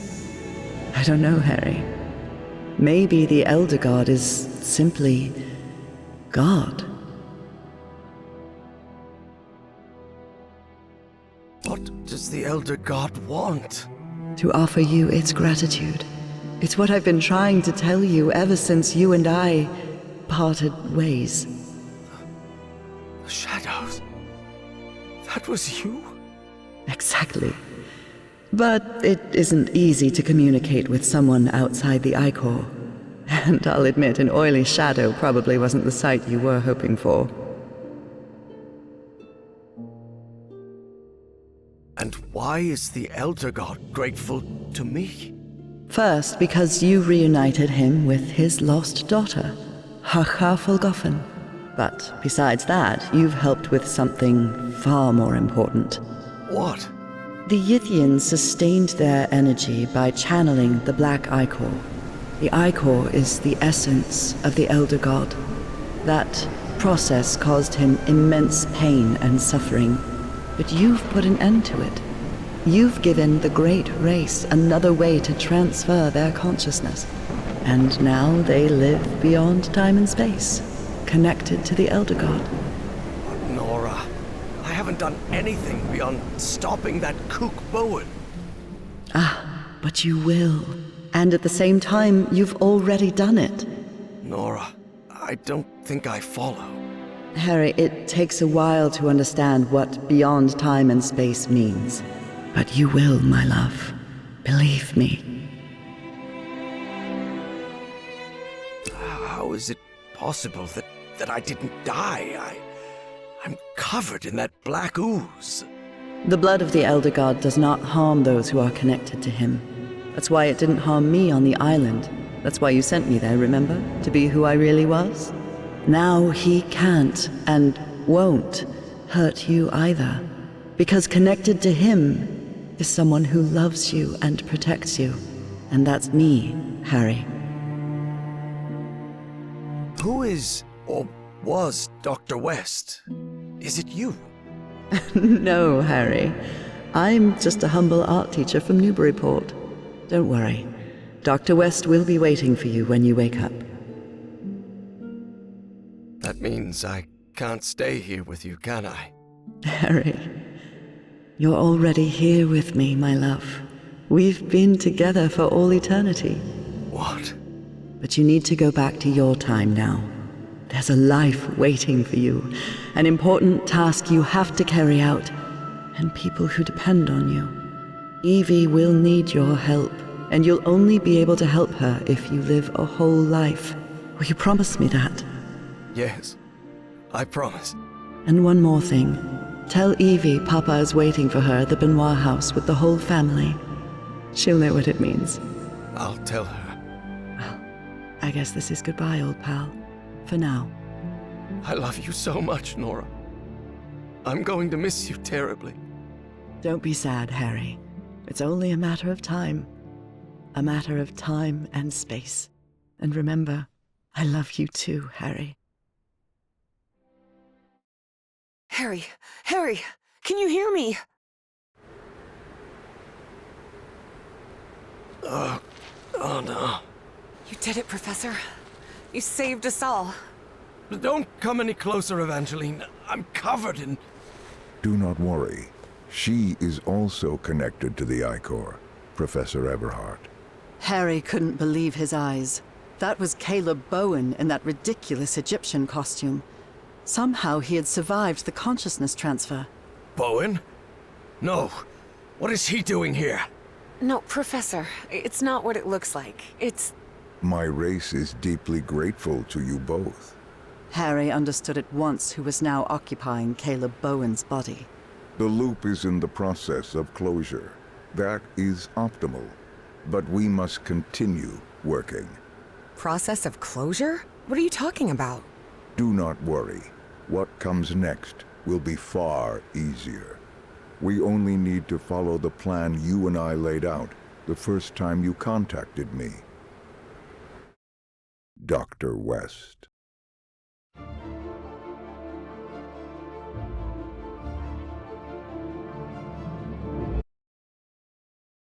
Harry Everhart died at 12:30 on May 6, 1983. Days later, Dr. Evangeline West took his ashes to the Atlantic coast. Well, Harry, there we are. I just wanted to thank you for everything you did. You were a grumpy and stubborn old man, and honestly a very difficult person to deal with at times, but I'm no good at this. I promised I'd bring your ashes to the sea, so... Goodbye, Professor Everhart. Thank you for everything. Before she turned away, Evie thought she saw something move in the depths of the sea. She felt as if she had finally brought together two souls that had been separated for a very long time. But it was probably just her imagination. Time. He had to make a decision.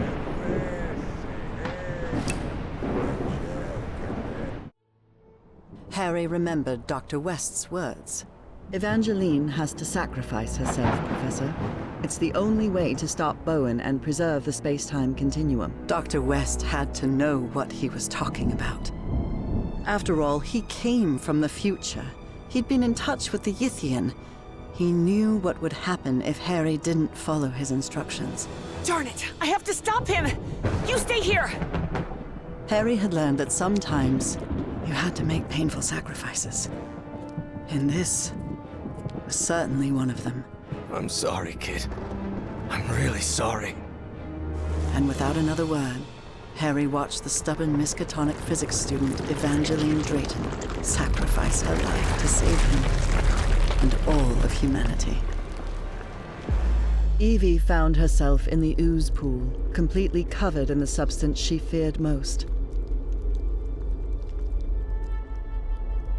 She knew it was her death sentence, but at least she was going to make sure Caleb didn't swap his mind with anyone. Damn brat! What do you think you're doing?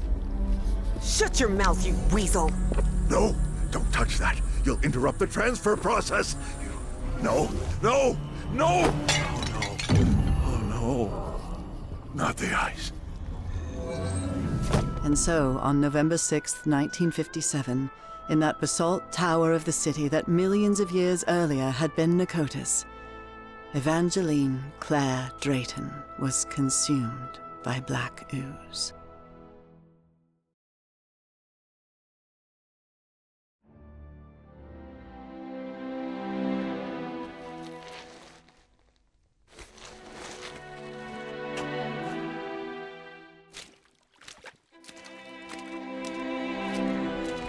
Upon waking in that infinite ocean of blackness, Evie thought that she had died.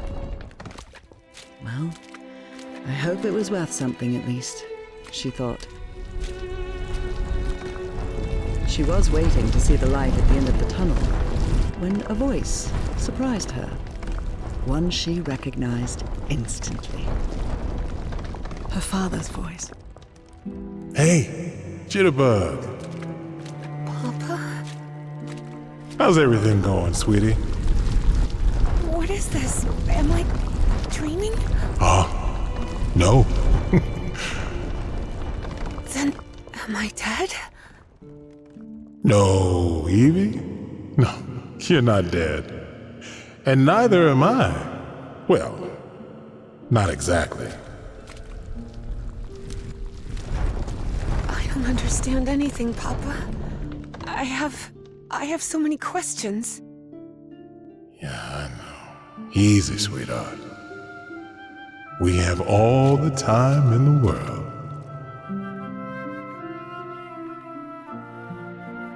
What is this place? Where are we?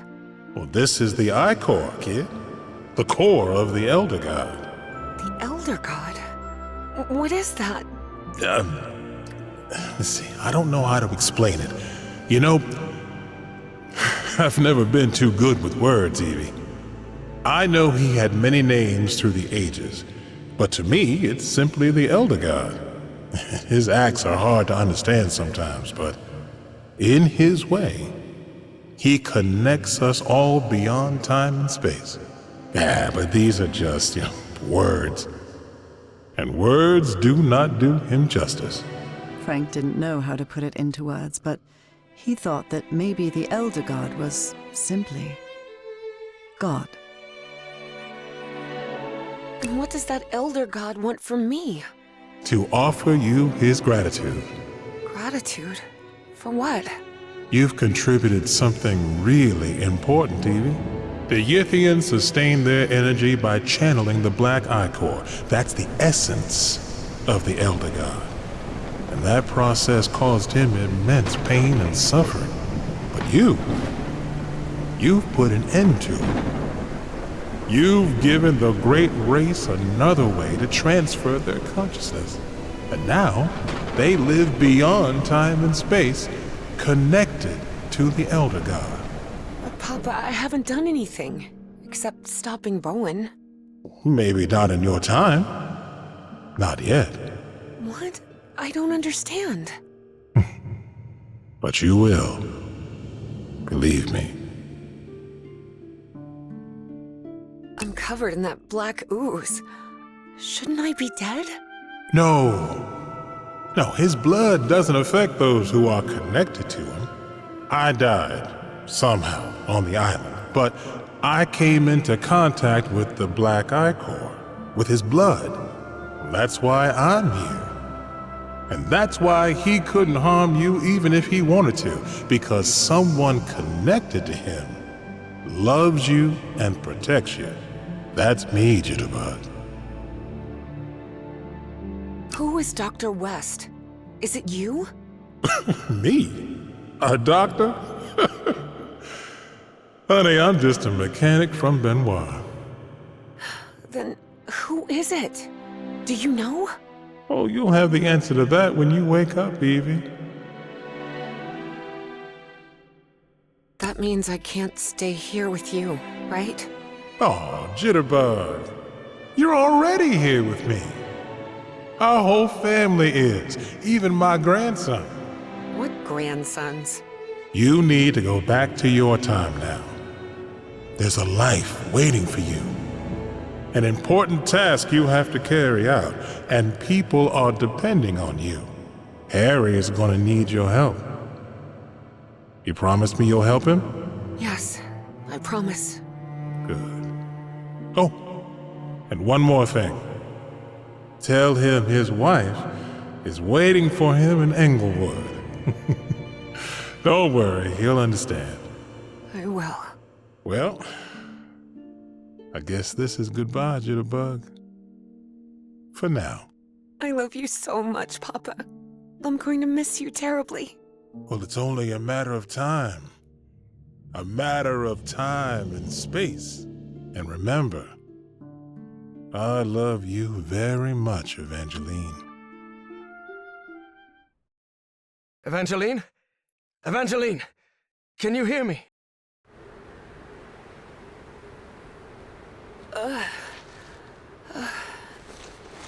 You did it, Evangeline. You saved us all. Don't come any closer, Professor. I'm covered in... Do not worry. He is also connected to the Ichor, Evie. Evangeline couldn't believe her eyes. That was Caleb Bowen in that ridiculous Egyptian costume. Somehow he had survived the consciousness transfer. Bowen! No! What is he doing here? No, Evangeline, it's not what it looks like. It's... My race is deeply grateful to you both. Evie understood at once who was now occupying Caleb Bowen's body. The loop is in the process of closure. That is optimal. But we must continue working. Process of closure? What are you talking about? Do not worry. What comes next will be far easier. We only need to follow the plan you and I laid out the first time you contacted me. Dr. West.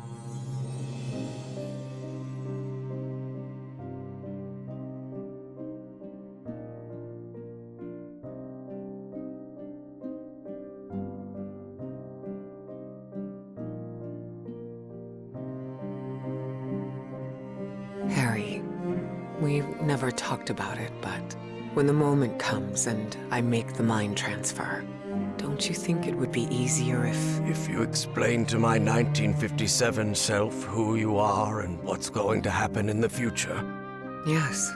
What if something goes wrong with the loop because of that change?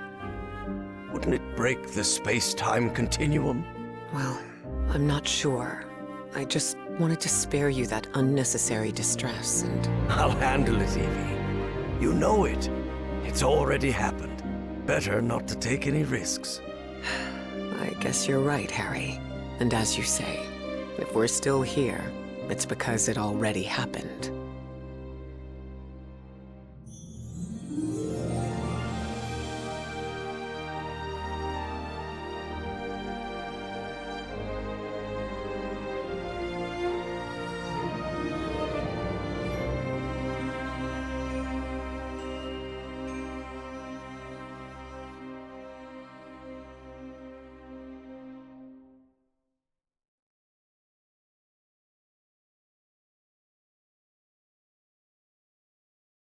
Harry Everhart died at 12:30 on May 6, 1983. Days later, Dr. Evangeline West took his ashes to the Atlantic coast. Well, Harry, there we are. I just wanted to thank you for everything you did. You were a grumpy and stubborn old man. And honestly, a very difficult person to deal with at times, but... I'm no good at this. I promised I'd bring your ashes to the sea, so... Goodbye, Professor Everhart. Thank you for everything. Before she turned away, Evie thought she saw something move in the depths of the sea. She felt as if she had finally brought together two souls that had been separated for a very long time. But it was probably just her imagination.